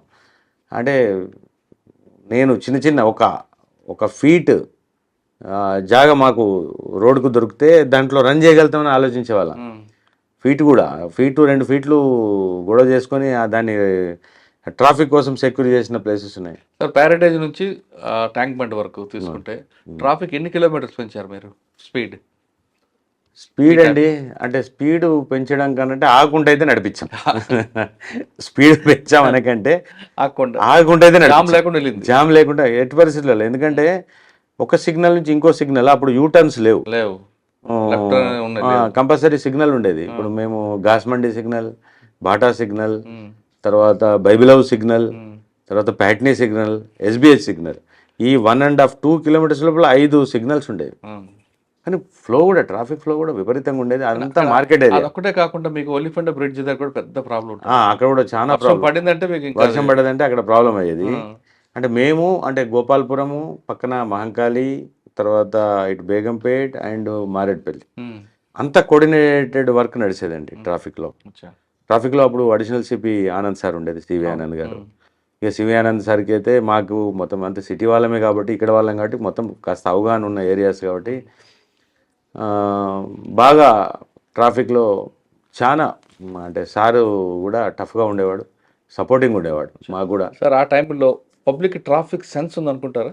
తక్కువ అండి, ట్రాఫిక్ సెన్స్ ఉండదు. కానీ కొంత అంటే మనము గట్టిగా పనిచేస్తే ఈ గీలన్లు జోలికి పోకుండా, అంటే అది అవసరమే, అది లేదు ట్రాఫిక్ ఇంప్లిమెంటేషన్. ఎక్కువ ఎన్ఫోర్స్మెంట్కి ఇచ్చేవారా, ఎడ్యుకేషన్కి ఇచ్చేవారా? నేను తక్కువ అండి. నేను పర్టికులర్గా ఎన్ఫోర్స్మెంట్కి తక్కువ వాల్యూ ఇచ్చేవాడిని, నడిపించేవాళ్ళము. కానీ చేసే 10 కేసులైనా టఫ్గా చేసేవాళ్ళు, ఎదుటోడు ఎవడైనా ఉండే. ఎడ్యుకేషన్ చేసేవాళ్ళు. ఎడ్యుకేషన్ తర్వాత ఇంప్లిమెంటేషన్ కూడా. ఎడ్యుకేషన్ కంటే ఇంప్లిమెంటేషన్, ఎంవీ యాక్ట్ కూడా చాలా మంది చిన్న చూపు. ట్రాఫిక్ అనగానే ఏముందిలే ట్రాఫిక్ ఆఫీసర్ కదా, ట్రాఫిక్ ఇన్స్పెక్టర్ అనగానే వాడికి ఏమి పవర్స్ లేవనుకుంటారు. On par with all the L&O ఆఫీసర్కి ఏం పవర్ ఉంటుందో వీడికి అదే పవర్ ఉంటుంది. సార్ ట్రాఫిక్లో మీరు ఉదయం నుంచి పనిచేస్తారు, 8 hours డ్యూటీ. కానీ మీ వాళ్ళందరూ 12 గంటలు పనిచేసే రోజులు కూడా ఉంటాయి. లాస్ట్ మూమెంట్లో వాడు వచ్చి ఏదో మాట్లాడి ఇరిటేషన్తో చాలా ఇరిటేషన్. అది ఎంత ఆ పేషెన్స్ ఎలా తీసుకొస్తారు? పేషెన్స్ బండి ఆపగానే మీ పేరు అడుగుతాడు, అన్ని రకరకాలు ఉంటాయి కదా. పేరు అడుగుతారు, అన్ని అడుగుతారు. మన ఉద్యోగం మార్నింగ్ సెక్షన్ లో అంటే కొంచెం ఎనర్జీ ఉంటుంది, అది క్రమేపీ తగ్గుతుంటే అన్నట్టు కరెక్ట్. ఖచ్చితంగా అందరు ఆఫీసర్లకు అక్కడ బీపీలు షుగర్లు వచ్చేస్తాయి. ట్రాఫిక్ లో గిట్ట ఒకవేళ దిల్తో పనిచేస్తాం, మనం కూడా క్యాజువల్గా పనిచేస్తే ఏముండదు, కానీ దిల్ మీద పనిచేస్తే చాలా ఇరిటేషన్ ఉంటుంది. ఎందుకంటే లా అండ్ ఆర్డర్లో మేము కూర్చొని ఉంటాం, వచ్చినోడు నిలబడి మాట్లాడు. సపోజ్ వచ్చినోడు మన ప్లేస్కి వచ్చి మాట్లాడతారు కాబట్టి వాడు కంట్రోల్ ఉంటాడు. ట్రాఫిక్లో మేము వాని ప్లేస్కి వెళ్తాం, రోడ్డు మీద కూర్చుంటాడు, బండి మీద వాడు కూర్చుంటాడు, మేము రోడ్డు మీద మేము నిలబడి ఉంటాం కాబట్టి వానికి మనం చాలా చిన్న చూపు కనబడు. వాడు చాలా ఎక్కువ మాట్లాడతాడు. సినిమాలో వారెంట్ ఉందా అని అనే టైప్లో మాట్లాడుతుంటారు. వారెంట్ ఉండవు, arrest is arrest. Even that arrest is there in the MV act also. చాలా మందికి ఏం తెలియదు అంటే ఎంవీ యాక్ట్లో కూడా అరెస్ట్ చేయొచ్చు, ఉండొచ్చు, కానీ వాళ్ళ తెలియదు. ఎంవీ యాక్ట్లో అరెస్ట్ చేయొచ్చు. అరెస్ట్ చేసే క్రమంలో రెసిస్ట్ చేస్తే మేము ఫోర్స్ యూజ్ చేయొచ్చు, అంటే 2 వీకొచ్చు. అవును, అంటే force, using of the force. చాలా మంది ఏమంటారు, కొట్టడం మాకేమి షోకై కొట్టరండి, ఎవడు షోకై కొట్టడు. ఓన్లీ ఎప్పుడైతే మాకు విధులకు ఆటంకం కలిగిస్తాడో, మేము అప్రహెండ్ చేసేటప్పుడు అడ్డం పడతాడో అప్పుడే మేము ఫోర్స్ యూజ్ చేస్తాం తప్ప అడ్డంగా మాకేమి పని లేక ఫోర్స్ ఎవడు యూజ్ చేయడు. లేని కోపాన్ని ఎందుకు తెచ్చుకుంటారండి ఆఫీసర్ కూడా? లేని కోపం కాదు, చాలా కోపం ఉంటే మా వాళ్ళు ఇంకా చాలా కంట్రోల్ ఉంటారు. అదే అన్న, ఉన్న కోపం తెచ్చుకుంటే ఎవరు ఉండడు, తీసుకొస్తాడు కదా, చాలా ఇరిటేషన్ తీసుకొస్తారు, చాలా మాట్లాడు. జనరల్గా ఎంబీ యాక్టే కాకుండా మీకు విధులు కట్టుకున్నందుకు 353 అప్పుడు 353 ఉంటుంది, ఇందులో 179 ఉంటుంది. That is all there. CV Anand sir body camera పెట్టారు, బాడీ కెమెరా స్టార్ట్ చేశారు, దానివల్ల బెనిఫిట్ వచ్చింది. అంటే ఎదుటోడు బిహేవియర్ అర్థమవుతుంది. చాలాసేపు ఏం చేస్తారంటే వాడి బిహేవియర్ ఎవడు చెప్పుకోడు, మా పోలీస్ వాళ్ళ మీద నెట్టేస్తారు. ఏమని పోలీసు ఎవరు అది తిట్టాడు ఇది తిట్టాడు చేయి చేసుకున్నాడని. ఫస్ట్ వాడు చేసిన పని ఎవడు చెప్పడు. ఇప్పుడు నేను మీకు ఒక ఎగ్జాంపుల్ చెప్తాను. ఒక వెహికల్ ఒక దగ్గర సిగ్నల్ జంప్ అయి వెళ్తుంది. నేను ముందు ఉన్నాను, ఏంటి వీడు సిగ్నల్ జంప్ ఇంత అడ్డంగా చేసి వెళ్తున్నాడని ముందు సిగ్నల్ ఆపుకొని నేను చేసి అక్కడ పోయా. అప్పుడు అలా పోయేవాళ్ళం, ఇప్పుడు ఎవరు పోవట్లేదు అని. ఆగిన తర్వాత చూస్తే వాడు వెహికల్ మీద అంటే లగేజ్ ఉంది, జస్ట్ వాడు యూఎస్ నుంచి వస్తున్నాడు. యూఎస్ నుంచి వస్తున్న క్యాండిడేట్ కూడా మన కంట్రీలో దిగగానే మనకి లా బ్రేక్ చేయాలనిపిస్తుంది. అక్కడ నోరు మూసుకొని పని చేస్తారు, అక్కడేమో చాలా అద్భుతంగా పనిచేస్తుంది. అసలు యూఎస్ లో ఎంత బాగుంటది, ఇలా అంటే అలా పట్టుకుంటారు పోలీసు వాళ్ళు, అలా అంటే ఇలా పట్టుకుంటారు అని కథలు చెప్తారు ఇక్కడికి వచ్చి. ఇక్కడ లా బ్రేక్ చేయకపోతే అసలు వాళ్ళకు మనసు ఒప్పదు. నేను అదే అన్నా, మీరు యూఆర్ జస్ట్ ఇప్పుడు నీ లగేజ్ చూస్తే ఎక్కడి నుంచి వస్తున్నాడు యూఎస్ అన్నాడు. ఏంటంటే అక్కడ కంట్రీలో అంత బాగుంది, ఇలా ఇంత బాగుంది అంటాడు. అంటే నీకు భారతదేశం మీద మన కంట్రీ మీద అడుగు పెట్టగానే అంటే ఉప్పొంగుతుంది ఉత్సాహం, సిగ్నల్ జంప్ చేసి అట్లా పోతున్నా అంటే సారీ సార్ అన్నాడు. సారీ అంటే పంపించేసాం, అది వేరే. కానీ కొంతవరకు బెటర్ అంటే యూఎస్ అతను కాబట్టి, అంటే యూఎస్ కనీసం అక్కడ ఇక్కడైతే ఆయనకి ఆర్గ్యుమెంట్ అది హక్కు. అది సార్ ట్రాఫిక్ ఇంకొక ప్రాబ్లం ఉంటుంది, drunk and drive. Drunk and drive అది అంటే లక్కీలీ డ్రంక్ అండ్ డ్రైవ్ కూడా మాకున్న అనుబంధం ఏంటంటే, డ్రంక్ అండ్ డ్రైవ్ ఎప్పుడైతే ఇప్పుడు ఈ రోజు ఉన్నటువంటి సిరీస్ ఆఫ్ డ్రంక్ అండ్ డ్రైవ్ని సివి ఆనంద్ గారి సార్ టైంలో మనము స్టార్టింగ్ అప్పుడు 2000 might be 11, I think it is 11 or 12 తీసుకొచ్చే క్రమంలో దీన్ని ఎట్లా ఇంప్లిమెంట్ చేద్దాము అని అనుకునే సార్ డిస్కషన్లో మేము కూడా ఉంటాము, ఒక 3-4 ఆఫీసర్స్ ఉన్నప్పుడు. ఇది 185 సెక్షన్ నాకు తెలిసి, సెక్షన్ 185 అలా ఏబి ఉంటుంది. అందులో బిలో మనం తీసుకుందాము, మరి వాడు బ్రెత్ అనలైజర్స్ మనము ఇవన్నీ అప్పుడే కొన్నవి వాడకంలోకి తీసుకొచ్చిన సందర్భంలో పవర్ ఎక్కడ మిస్యూజ్ కావద్దు. మనకు చాలా ఎక్కడ మనకు చెడ్డ పేరు ఎక్కడ వస్తుందంటే, మనం ఇంత పడ్డ కష్టం అంతా ఎక్కడ పోతుంది, ఒక్క దగ్గర మనం చేసిన మిస్టేకు అది అందరికీ అదే ఎగ్జాంపులర్గా అయిపోతుంది. 4 రూపాయలు తీసుకున్నారు అనుకోండి, 100 రూపాయలు తీసుకున్నారంటే మొత్తం డ్రంక్ అండ్ డ్రైవ్ మొత్తం అంతా కుప్ప అయిపోతుంది, వ్యవస్థకు అడ్డగడతారని స్ట్రిక్ట్గా ఉండాలని. ఖచ్చితంగా డ్రంక్ అండ్ డ్రైవ్లో ఆఫీసర్ ఉండాల్సిందే, అంటే ఇన్స్పెక్టర్ లెవెల్ ఆఫీసర్ ఎట్టి పరిస్థితులలో ఉండాల్సిందే అని చెప్పేసి డిసిషన్ తీసుకొని, అప్పుడు క్వాలిటీ చెకింగ్ ఎప్పుడు చేద్దాము అని అనుకున్నప్పుడు 2 hours is the maximum time. 2 hours కంటే ఎక్కువ ఏ టీము పనిచేయలేదు. డ్రంక్ అండ్ డ్రైవ్లో మీకు క్వాంటిటీ ఎంత అనుకున్నారు అప్పుడు? క్వాంటిటీ కాదు, లా ప్రకారం 30 mg అది ఇక స్టాండర్డ్. 31 వచ్చినా 32 వచ్చినా బుక్ చేసేవాళ్ళు. జనరల్గా 30 అనేది ఎలా వస్తుందని అంటే, అది అరెస్ట్ కేసు. అసలు 185 అనేది అరెస్ట్ కేసు, తాగిన వాడిని అరెస్ట్ చేయాలి. కానీ తాగుబోతులందరినీ అరెస్ట్ చేసి పెట్టుకుంటే చాలా న్యూసెన్స్ ఉంటుంది. వీడు మనకు చుక్కలు చూపిస్తాడు ఉదయం కల్లా. కాబట్టి దీనికి ఆల్టర్నేటివ్ చాలా గుర్తుంటాయి. చెప్పండి మీ దాంట్లో మీ ప్రముఖ ఒక రిపోర్టర్, ఇక పేరెందుకు, ఇప్పుడు ఆయన ఇప్పుడు సంస్థకే అధిపతి. నా మీద మేము అంటే సాటిస్ఫాక్షన్ ఏంటంటే, ఒక్క వ్యక్తిని కూడా వదలలేదు మొత్తం మా 2 years టైంలో. ప్రముఖ వ్యక్తి ఏం లేదు, ఆయన మామూలుని అది చేస్తానని నా మొత్తం డ్రైవ్ అంతా 2 గంటలు కెమెరా పెట్టుకొని కూర్చున్నాను. అంటే ఎక్కడ దొరికాడు మీకు? అక్కడ ప్యాట్నీ దగ్గర ఉంటుంది కదా, ప్రముఖ ఫేమసే. చేశాడు. నేను నవ్వి చెప్పా, నువ్వు కింద పడిపోయినా నా పని నేను చేసుకుంటానులే. అంటే ట్రాఫిక్లో ఈ డైలాగులు బాగుంటాయి.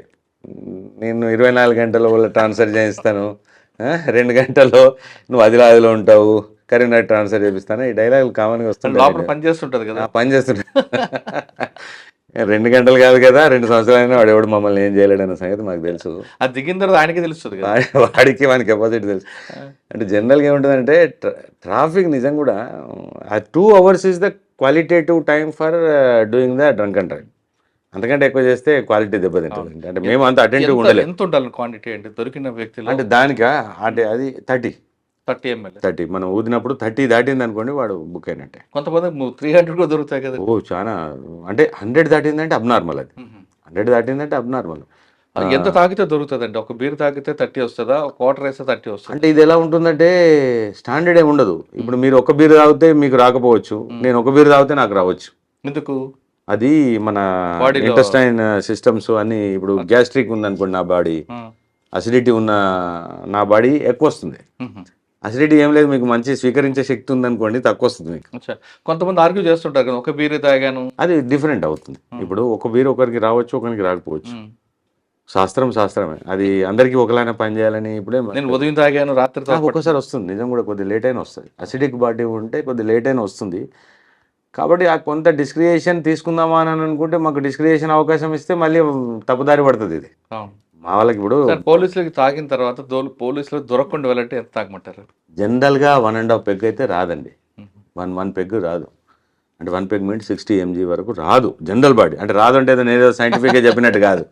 రాదు అంటే మళ్ళీ అదే సేమ్ ఇంకొక బాడీకి వస్తుంది. అదే జనరల్గా అయితే ఈ 2 పెగ్స్ దాటిన వాళ్ళు ఖచ్చితంగా వస్తుంది. బీర్ తాగితే బీర్ ఇంకెక్కువ వస్తుంది. బీర్ అసిడిక్, అది ఎక్కువ గ్యాస్ట్రిక్ ఉంటుంది కాబట్టి అది ఎక్కువ వస్తుంది. అసలు తాగకుండా వెళ్తే ఏ ప్రాబ్లం లేదు. చాలా అసలు ఏ ప్రాబ్లం లేదు, హ్యాపీ. కానీ అంటే ఇది మళ్ళీ కొద్దిగా డైల్యూట్ అయింది ఇది. ఎందుకంటే ఫస్ట్లో ఇప్పటికీ అంటే భయం ఉంది పబ్లిక్లో, ఎవడు కూడా అంత ఈజీగా ఫర్ గ్రాంటెడ్ ఏం లేరు. దీంట్లో ఏముందంటే అండి, అంటే అరెస్ట్ సెక్షన్ ఇది 185.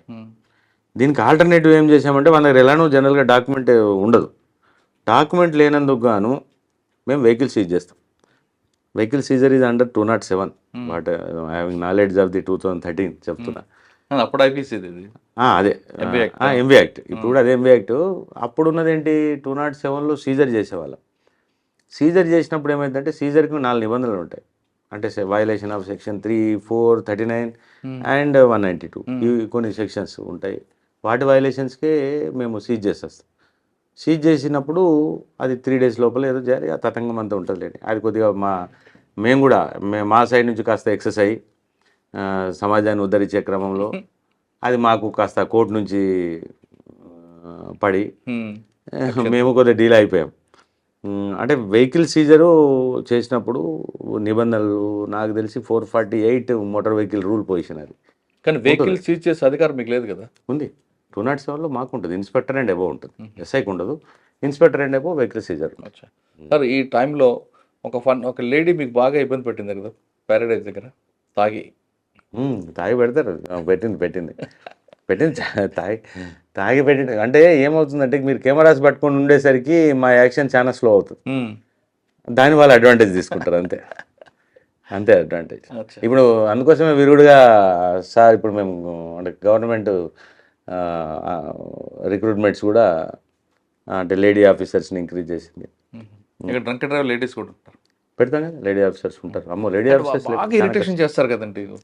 ఎలా కంట్రోల్ చేస్తారు మరి? అంటే మీ పేషెంట్స్ ఎలా కంట్రోల్? పేషెంట్స్ అందుకోసం ఆ కంట్రోలింగ్ క్రమంలోనే మా బీపీ పెరుగుతుంది అంతే. మేము ఫ్రీగా రియాక్ట్ అయిపోతే మా బీపీ పెరగదు, డౌన్ అయింది. కంట్రోలింగ్ అనేది ఏంటంటే అంటే సిటిజన్ పెద్ద అఫెన్స్. పోలీసుల కన్నా ట్రాఫిక్ పోలీస్ పేషెంట్స్ ఎక్కువ ఉంటుంది. పేషెన్స్ నాకు అప్పుడు తక్కువే ఉండేది. పేషెన్స్ ఉంటుందని కాదు, కానీ మన వాళ్ళు ఓపిక మెచ్చుకోవాలండి. ఓపిక చాలా అవసరం ఉంటుంది.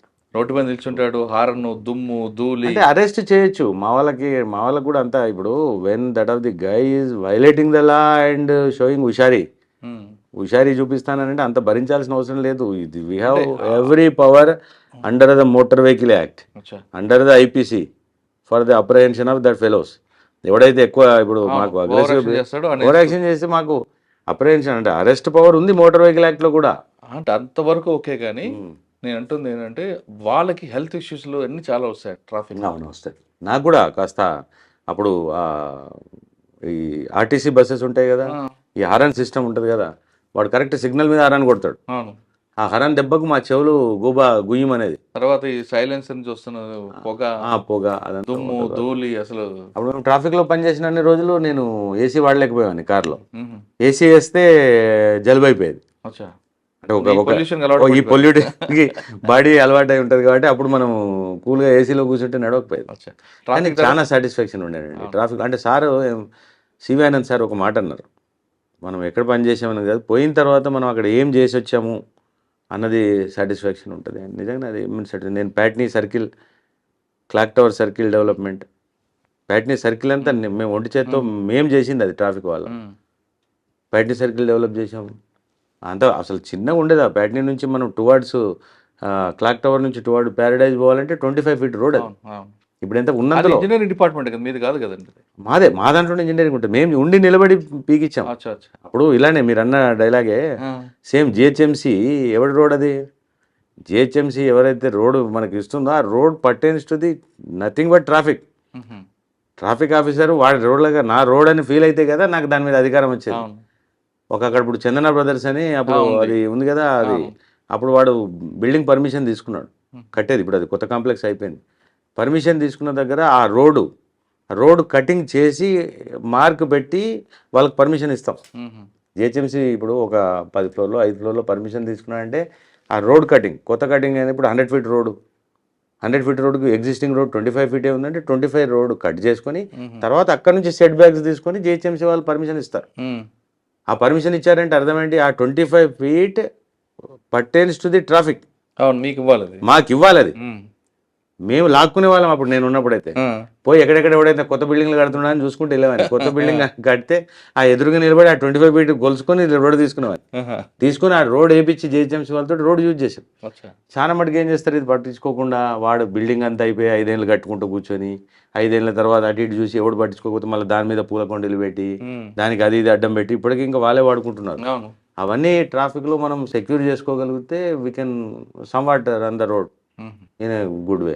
మరి కొంతమంది రెడ్ కార్పెట్ వేసి వాళ్ళ కార్లు మాత్రం పెట్టుకోవడం, వాళ్ళ కార్లు అవన్నీ నడవవు ట్రాఫిక్లో. అది మా కన్సర్న్ మా వాళ్ళు, మా డ్యూటీ అది. ఎస్హెచ్ఓగా మేము లాక్కోవాలి. వాస్తవంగా సార్ పబ్లిక్ కి ట్రాఫిక్ పోలీస్తో ఎక్కువ అవసరం ఉంటుంది లాంటి కన్నా. Traffic is the face of the police అండి. Traffic is the face of the police. మా ఎఫిషియన్సీ అంతా పనిచేసేది ల్యాండ్ ఆర్డర్ సెకండరీ. ఇన్ఫాక్ట్ ప్రతి పొద్దున్న లేస్తే పని ఉండేది ట్రాఫిక్ వాళ్ళతో పని ఉంటుంది పబ్లిక్కి. 10% ఏది 2-3% వరకు మాత్రమే ల్యాండ్ ఆర్డర్ తోటి కొట్టాడు తిడితే 2%. But where the total 100% utilization traffic దే. ట్రాఫిక్ వాళ్ళు అందుకోసమే అంటే అప్రిషియేషన్ పోలీసింగ్కి రావాలంటే ట్రాఫిక్ తోటి చాలా వస్తుంది. సార్ ట్రాఫిక్ దగ్గరికి వచ్చారు, ట్రాఫిక్ తర్వాత మళ్ళీ టాస్క్ ఫోర్స్ వెళ్ళా. అప్పుడు ఎవరు? అప్పుడు రమేష్ సార్ ఉండే. ఒక 1 year చేశాను. 1 year తర్వాత మళ్ళీ ఎస్ఆర్ నగర్ వెళ్ళాను. 2014 2 years. అక్కడ ఏం గుర్తుందా మంచి కేసులు? ఎస్ఆర్ నగర్ అన్నది ఒక మినీ ఇండియా అండి. అది మినీ ఇండియా. లాడ్జిలు, అంటే hostels, main hostels almost 1000 hostel ఉండేవి అప్పుడు. అసలు ఎలాగంటే దాన్ని కంట్రోల్ చేయడం? అది హాస్టల్స్ చాలా టఫ్ అండి, చాలా అంటే చాలా టఫ్. అది 1000 మంది ఎవడో వస్తాడు, ఎవడో పోతా ఉంటాడు. దానికోసము ఉన్నంతలో ఏదో అప్పుడు మీటింగ్లు పెట్టి వాళ్ళకి ఏదో సీసీ కెమెరాస్ పెట్టి రికార్డ్స్ పెట్టి ఆధార్ కార్డులు తీసుకోవాలని ఏదైనా తిప్పలు పడేది. కానీ ఆ ఫ్లోటింగ్ పాపులేషనే ఒక అరౌండ్ 50,000 నుంచి 70,000 ఉండేది స్టూడెంట్స్. అక్కడ January 1st ఉంటుంది అద్భుతంగా. December 31st నైట్ పిల్లలంతా రోడ్ల మీదకి వస్తారు.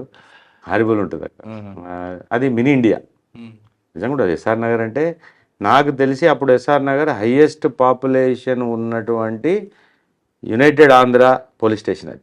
కానీ క్రైమ్ రేట్ కూడా ఫస్ట్ అదే ఉంటుంది. మధ్యలో తగ్గింది కానీ అది ఆల్మోస్ట్ అప్పుడు అవుట్స్కర్ట్స్ ఉండేది కాబట్టి అప్పుడు పెద్ద ఏరియా ఉండేది. ఆల్మోస్ట్ మాదాపూర్ బోర్డర్ అంటే బోరబండ అల్లాపూర్ సైడ్ నుంచి పెడితే ఇక్కడ గ్రీన్ పార్క్ హోటల్ వరకు అది లిమిట్. పంజాగుట్ట చాలా పెద్ద పోలీస్ స్టేషన్. అప్పుడే 4 లక్షల చిల్లర పాపులేషన్ ఉండేది.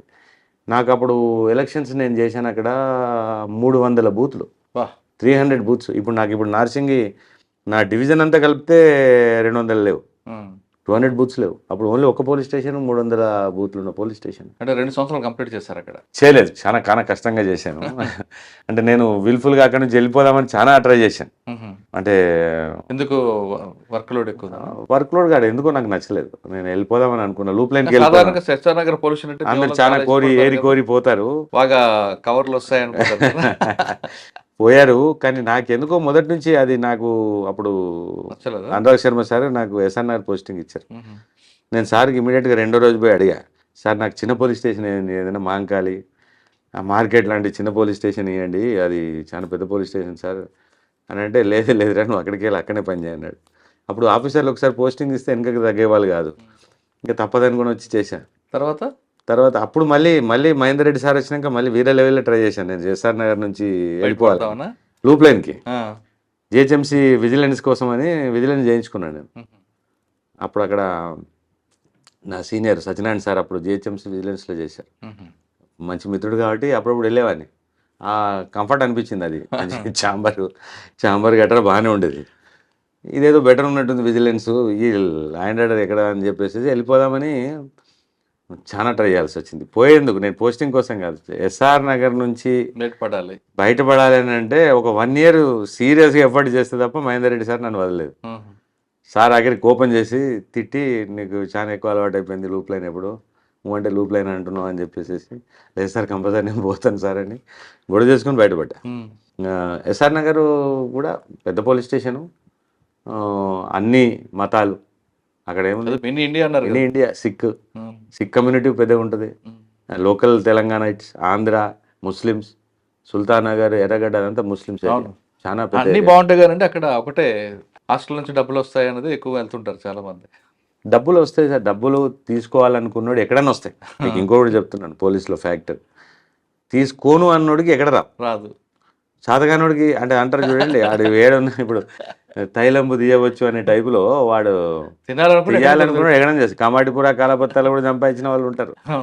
కాస్త ఏమంటారు షాన్కి వాల్యూ ఇస్తే రాదు, ఎక్కడ ఉన్నా రాదు, వాల్యూ ఎక్కువ, హ్యూమన్ వాల్యూస్. మనం పనిచేసిపోయిన దగ్గర మనకున్న విలువ ఏంటి అన్న దాన్ని బట్టి ఆధారపడి ఉంటుంది.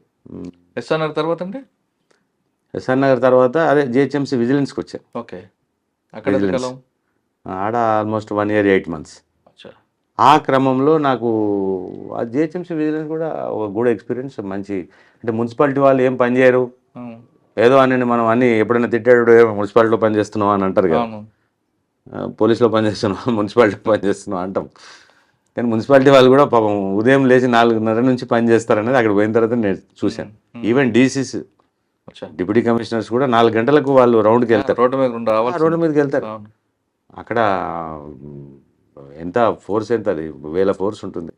ఆల్మోస్ట్ 12,000 మంది ఉదయం లేస్తేనే పారిశుద్ధ్య కార్మికులు రోడ్డు మీదకి వస్తే వాళ్ళని సూపర్వైజ్ చేసే ఎస్ఎఫ్ఏలు, వాళ్ళ మీద ఏఈలు, వాళ్ళ మీద డీసీలు చేస్తారు. కానీ అక్కడ బదనాం కారణం ఏంటంటే జిహెచ్ఎంసీలో మెయిన్గా ఈ టౌన్ ప్లానింగ్ వింగ్. ఆ టౌన్ ప్లానింగ్ వింగ్ కూడా ఏంటంటే వాళ్ళకి అక్కడ పెద్దగా మిషనరీ ఉండదు.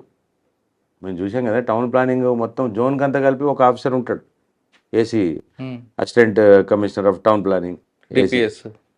వాళ్ళు ఏంతుంటారు, 2-3 ఉంటారు. వాళ్ళు 4-5 కలిసి మొత్తం కలిపి జోన్ ఉద్ధరించడం అన్నది జస్ట్ ఇంపాసిబుల్. వాళ్ళు కూడా అక్కడ కరప్షన్ ఎందుకు అవకాశం ఎందుకు ఉంటుంది అంటే వీడు తప్పు చేస్తాడు కాబట్టి. వీడు ఏం చేస్తాడు, వీడు ఒక ఫ్లోర్ వాడుకొని 4 floors వేస్తుంటాడు. 60 గజాలలో 6 floors వేస్తుంటే ఇంకేమంటాడు వీడు కూడా ఏం చేస్తాడంటే, వీళ్ళు పోయిన వాళ్ళు ఎక్కడైతే నడుస్తుందో అక్కడ నడిపిస్తారు, ఎక్కడైతే నడవదో అక్కడ నడిపారు పాపం వీళ్ళు. పోరు ఎక్కడైతే నడవదో వాళ్ళు అక్కడ రిటర్న్ వచ్చేస్తారు. అన్నిటి దగ్గర కరప్షన్ ఏమి ఉంటుంది, కరప్షన్ అన్ని దగ్గర ఏమి ఉండదు. అంతే, తీసుకున్న దగ్గర అమికబుల్ వేలో నడిపించుకుంటుంటారు. రియల్గా హైడ్రా అనేది చాలా అసలు రిక్వైర్డ్ టు ది హైదరాబాద్. ప్రజలకు ఒక చట్టము, టౌన్ ప్లానింగ్ యాక్ట్ ఉంది, ఒక జిహెచ్ఎంసీ అనేది మర్చిపోయారు అందరూ, మున్సిపాలిటీస్ మర్చిపోయారు. వాడు ఇంక ఉల్టా వాడు ఏడిపోయేముంటుందంటే నన్ను కట్టుకొనియట్లేదు అంటాడు. వీడు తీసుకునే పర్మిషన్ ఎంత, వీడు కడుతుంది ఎంత, 50 గజాలలో 6 floors కడుతుంటే. మా దగ్గర ఇప్పుడు ఎస్ఆర్ఆర్లో బాపు నగర్ అని ఉంటుంది, 50 గజాలు 5 floors 6 floors బిల్డింగ్లు ఉంటాయి అక్కడని. ఎంత అన్యాయం ఇది. అందులో ఏమన్నా ఫైర్ యాక్సిడెంట్ అయితే కనీసం ఎంట్రీ కూడా కొట్టలేము మన లోపలికి, సెట్ బ్యాక్ ఏముండదు కదా, ఏముండదు అందులో. 40 feet రోడ్లు అవి. 40 feet కాదు, 40 feet ఎక్కడిది, 7-8 feet ఉంటాయి. మీరు గట్టిగా మోటార్ సైకిల్ పోతుంది లోపలికి, అంతే, కారు కూడా పోదు అక్కడ. అయినా వాడు అక్కడ నా రైట్ అంటాడు, నేను 10 floors ఉన్నా అంటాడు, 10 floors కడతా అంటాడు. కాబట్టి Hydraa is really required for the today's society. కానీ అది మధ్యలో కొద్దిగా మీ వాళ్ళు బాగా బదనాం చేశారు. కానీ నిజం కూడా అంటే పేదవాళ్ళు బదనాం చేయలేదు కానీ అంటే స్టార్టింగ్ లో ఒక అనుమానం ఉంది, కానీ ప్రెసెంట్ అయితే అది హైడ్రా రియల్లీ రిక్వైర్డ్. అది నేను కూడా చెప్తున్నా, మా పోలీస్ వాళ్ళగా అయితేనే చేస్తారా హైడ్రా జాబ్. మళ్ళీ అది వేరే మీరు టౌన్ ప్లానింగ్ కు మళ్ళీ వేరే అధికారులకు అప్పచెప్తే పోయా. అంటే ఎవరున్నా పోలీస్ ఆఫీసర్ తోటే పాసిబుల్ అయ్యేటటువంటి ఉద్యోగం హైడ్రా. అంటే మేము రఫ్గా చేస్తామని కాదు, అది రిక్వైర్డ్ కూడా. మీరు అదే జాబ్ చేయండి, టౌన్ ప్లానింగ్ వాళ్ళకి ఇవ్వండి, పాపం చేయలేరు, పారిపోతారు. అంటే మీ ట్రైనింగ్ వేరు అన్నీ ఉంటాయి కదా. అన్నీ ఉంటాయి మాకు. లా ఎలా ఆ తట్టుకునే enforce తత్వం చేయాలి? ఉంటుంది. నిజం, ఇప్పుడు మంచి ఫోర్స్ ఇచ్చారు అక్కడ. సార్ అక్కడ నుండి విజిలెన్స్ నుంచి ప్రమోషన్ వచ్చిందా? విజిలెన్స్ నుంచి లేదు, నార్సింగ్ వచ్చానండి. ఓకే. విజిలెన్స్ నుంచి నార్సింగ్ కూడా ఎందుకు వచ్చానంటే మళ్ళీ సేమ్ రెసిడెన్స్. అప్పుడు మా అబ్బాయి ఇక్కడ సిబిఐటికి జాయిన్ అయ్యాడు. ఆయన కోసం వచ్చారా? నిజంగా అందుకోసం సిబిఐటిలో జాయిన్ అయ్యాడు. వాడికి చాలా లాంగ్ అవుతుంది. అప్పుడు ఎవరు మీకు సజ్జనార్ గారా? సాండేలే సార్, ఓకే. సందీప్ సాండేలే సార్. అంటే నర్సింగ్లో ఎంతకాలం పనిచేస్తారు? Almost 3 years, 2.5 years. మీరు అప్పుడు సందీప్ షాడీల గారు, తర్వాత స్టీఫెన్ రవీందర్ గారు, సజ్జనార్ సార్, సజ్జనార్ సాండేలే ముగ్గురు దగ్గర సార్, పనిచేశారు. సజ్జనార్ సార్. ఏం నేర్చుకున్నారు ముగ్గురు దగ్గర? ఏం గుర్తుండిపోయాయి మంచి కేసులు? చాలా ఉందండి. Narsing growing area, good people, public చాలా మంచి వాళ్ళు ఇక్కడ నార్సింగ్ మట్టుకు. నేను చెప్పి కానీ ఎక్కువ ల్యాండ్ డిస్ప్యూట్స్ ఉంటే డబ్బులు వస్తాయి అంటారు కదా. ల్యాండ్ డిస్ప్యూట్స్లో డబ్బులు నేను అదే చెప్పా, కాలపత్రాలు కూడా వస్తాయి, కమాటిపురాలు కూడా వస్తాయి. డబ్బులు రావడం రాకపోవడం అనేది పాయింట్ కాదు. ఇక్కడ ఏంటంటే ల్యాండ్ డిస్ప్యూట్స్ ఉన్నాయి. అప్పటికే ఆల్మోస్ట్ రైజింగ్లో ఉండే, కానీ పొజిషన్ చేంజ్ చేయడానికి అప్పుడు ఉన్న ఆఫీసర్లు ఎవరు ఒప్పుకోలేదు. మేము కూడా టఫ్గా ఉండేది. సందీప్ సాండిలే సార్ కానీ, ఈవెన్ ఎవరైనా కానివ్వండి. అప్పుడు తర్వాత ఎవరున్నారు సార్ కదా పొజిషన్, మహేందర్ రెడ్డి సార్ అప్పుడు డీజీ ఉండేది. మహేందర్ రెడ్డి సార్ డీజీ ఉన్న రోజులు తెలుసు కదా, మానిటరింగ్ సూపర్ డూపర్ మానిటరింగ్ ఉండేది. అది ఒక రకంగా మంచిదే. పొజిషన్స్ని ఎట్టి పరిస్థితులలో మార్చేందుకు మా పాత్ర ఏముండదు, రెవెన్యూది. పొజిషన్ వేకెట్ చేయడం కూడా మీ డ్యూటీ కాదు కదా. కాదు, అందుకోసం చెప్తున్నా. మా పాత్ర ఎక్కడ మేము బదనం అయ్యేది, మిగతా రెవెన్యూ యాంగిల్, జ్యుడిషియరీ యాంగిల్ వాళ్ళు చూసుకుంటారు. అది 10 ఏళ్ళు పడుతుందా, 20 ఏళ్ళు పడుతుందా, దాని మీద విమర్శ ఏముందా ఆ డిపార్ట్మెంట్లకు ఉంటుంది. అది మాకు సంబంధం లేని సబ్జెక్టు. ఏం సంబంధం లేకున్నా పోలీసు వాడు జిందా తిలస్మస్ లాగా కనబడతాడు పబ్లిక్కి. వాడు రెవెన్యూ మ్యాటర్ మీద మా దగ్గరికి వస్తాడు, జ్యుడిషియరీ మ్యాటర్ మా దగ్గరికి వస్తాడు, కన్జ్యూమర్ ఫోరం మా దగ్గరికి వస్తాడు, లాస్ట్ కరెంట్ పోయిన మీ దగ్గరకు వస్తాడు. నిజంగానే వస్తాడు. ఒక దగ్గర పాము కరిస్తే మా దగ్గర తీసుకొచ్చాడు, బాడీని హాస్పిటల్ తీసుకెళ్ళే. అంటే అలా వస్తారు పబ్లిక్. అది మరి నిజంగా మన మీద ఉన్న మంచి ఇంప్రెషనా లేకపోతే మంచి ఇంప్రెషన్, లేదంటే కరెంట్ పోతే పోలీస్ అంటాడు, ఎందుకు పాము కరిస్తే పోలీస్ అంటాడు. ఇంత తిట్టుకున్నా మా మీదనే డిపెండ్ అవుతుంది. ఈవెన్ ఈ పొజిషన్స్, ఈ రెవెన్యూ చట్టాలు, ఈవెన్ జ్యుడిషియరీ, సివిల్ లాస్ అన్నిటికీ మా దగ్గరికి ఎందుకు వస్తారు? మేము 100 చెప్పినా పోడాడు. పైరవ్ చేసుకుని వస్తాడంటే మీరు చెప్తే కరెంట్ వాడు వస్తాడు కదా, అప్పుడు వస్తాడని. అదే లేదు, కరెక్ట్ గా డైరెక్ట్ ఫోన్ చేసుకుని తర్వాత ఇస్తా అంటాడు. తర్వాత ఈవెన్ ఈ రెవెన్యూ చట్టాలు కూడా, రెవెన్యూ చట్టాలు చాలా చాలా చాలా చాలా టిపికల్ టైప్ ఆఫ్ చట్టాలు ఉన్నాయి. 3 సంవత్సరాలు నర్సింగ్ కంప్లీట్ చేశారా? లేదు, 2 years 7 months చేశాను. తర్వాత ఇక్కడ నుంచి సైబర్ క్రైమ్ వెళ్ళాను. ఓకే. సైబర్ క్రైమ్లో కొన్ని రోజులు చేసిన తర్వాత మళ్ళీ హైదరాబాద్ సిటీ వెళ్ళాను. మళ్ళీ హైదరాబాద్ సిటీలో లూప్ లైన్ అసెంబ్లీలో కావాలని ఏరుకోరి అసెంబ్లీ పోస్టింగ్ చేయించుకొని వెళ్ళాను. అసెంబ్లీలో కాస్త రిలాక్స్ ఉంటుంది. అసెంబ్లీలో ఆల్మోస్ట్ 1 year చేశాను. అక్కడ నుంచి మళ్ళీ ప్రమోషన్ తీసుకొని మళ్ళీ హెచ్ఎండిఏ విజిలెన్స్ వెళ్ళాను. అంటే loop line to loop line HMDA vigilance వెళ్ళాను. హెచ్ఎండిఏ విజిలెన్స్ వెళ్ళి అక్కడ ఆల్మోస్ట్ 1.5 year చేశాను. హెచ్ఎండిఏ విజిలెన్స్లో ఏం పవర్స్ ఉండేయండి అక్కడ. HMDA only for the enforcement agency, that is. అక్కడ విజిలెన్స్ పవర్స్ ఏముండవు. దాని మీదనే ఆ విమర్శ కూడా ఉంది. బహుశా ఇవాళ కూడా ఏదో పేపర్లో కూడా వచ్చినట్టు హెచ్ఎండిఏ. అక్కడ ఓన్లీ ఎన్ఫోర్స్మెంట్ మీన్స్ హెచ్ఎండిఏకి సంబంధించిన ల్యాండ్స్ కానీ, వాళ్ళు ఏమన్నా ఇంప్లిమెంట్ చేస్తుంటే వాళ్ళ ఆఫీసర్స్ని ప్రొటెక్ట్ చేయడం కానీ, అది మెయిన్గా హెచ్ఎండిఏ ల్యాండ్స్ చాలా ఉంటాయి, వాటి ప్రొటెక్షన్ ఉండేది. దాని మీద హెచ్ఎండిఏ కూడా మంచి, అంటే ఇన్ఫ్రాస్ట్రక్చర్ బాగుంటుంది, ఫెసిలిటీస్ ఉంటాయి. చేసాం, బాగానే చేసాం. అక్కడ నుంచి మళ్ళీ నార్సింగ్ డివిజన్ కొత్తగా అయింది. కొత్తగా అయితే మిత్రులు అడిగారు, మరి నువ్వు వస్తారా అని. నార్సింగ్ అంటే నాకు ఆల్రెడీ పాత ఎక్స్పీరియన్స్ ఉంది కాబట్టి వస్తానని చెప్పాను. మళ్ళీ బ్యాక్ ఈ first ACP for this Narsing division.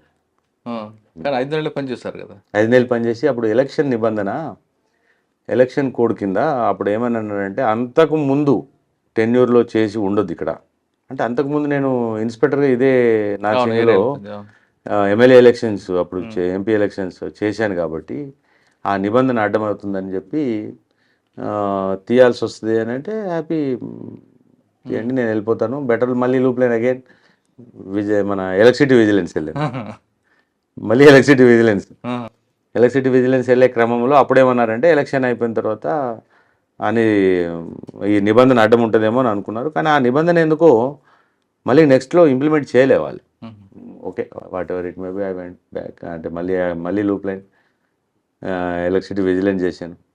Electricity vigilance చేసిన తర్వాత మళ్ళీ బ్యాక్ నర్సింగ్ ఇచ్చారు. మళ్ళీ బ్యాక్ నర్సింగ్ వచ్చారు. సార్ నార్సింగ్ వచ్చేసరికి ఇది పెద్ద హెవీ పొల్యూషన్ కనిపిస్తుంది. హై ప్రొఫైల్ కేసులన్నీ ఇక్కడే కనిపిస్తుంటాయి. అంటే నార్సింగ్ డివిజన్లో నార్సింగి అండ్ మోకిలా అండ్ శంకర్పల్లి 3 కలిసి కొత్త డివిజన్ ఏర్పాటు చేశారు. ఇది టిపికల్ డివిజన్. నార్సింగ్ ఏమో కొంత పాతకాలంలో ఇది 9-11 విలేజ్ల పోలీస్ స్టేషన్. ఇది మెట్రో అయిపోయింది ఇప్పుడు ఆల్మోస్ట్. ఇది పార్ట్ ఆఫ్ సిటీ పోలీసింగ్లో భాగం అయిపోయింది. సిటీ పోలీస్ టైపు అలవాటు అయ్యారు పబ్లిక్ కూడా. Village atmosphere city policing atmosphere చాలా డిఫరెన్స్ ఉంటుంది. అక్కడేమో లా ప్రివేల్ అవుతుంది, ఆఫీసర్ ఎవరు అన్నది సంబంధం ఉండదు, ఎవరున్నా లా నడుస్తూ ఉంటుంది.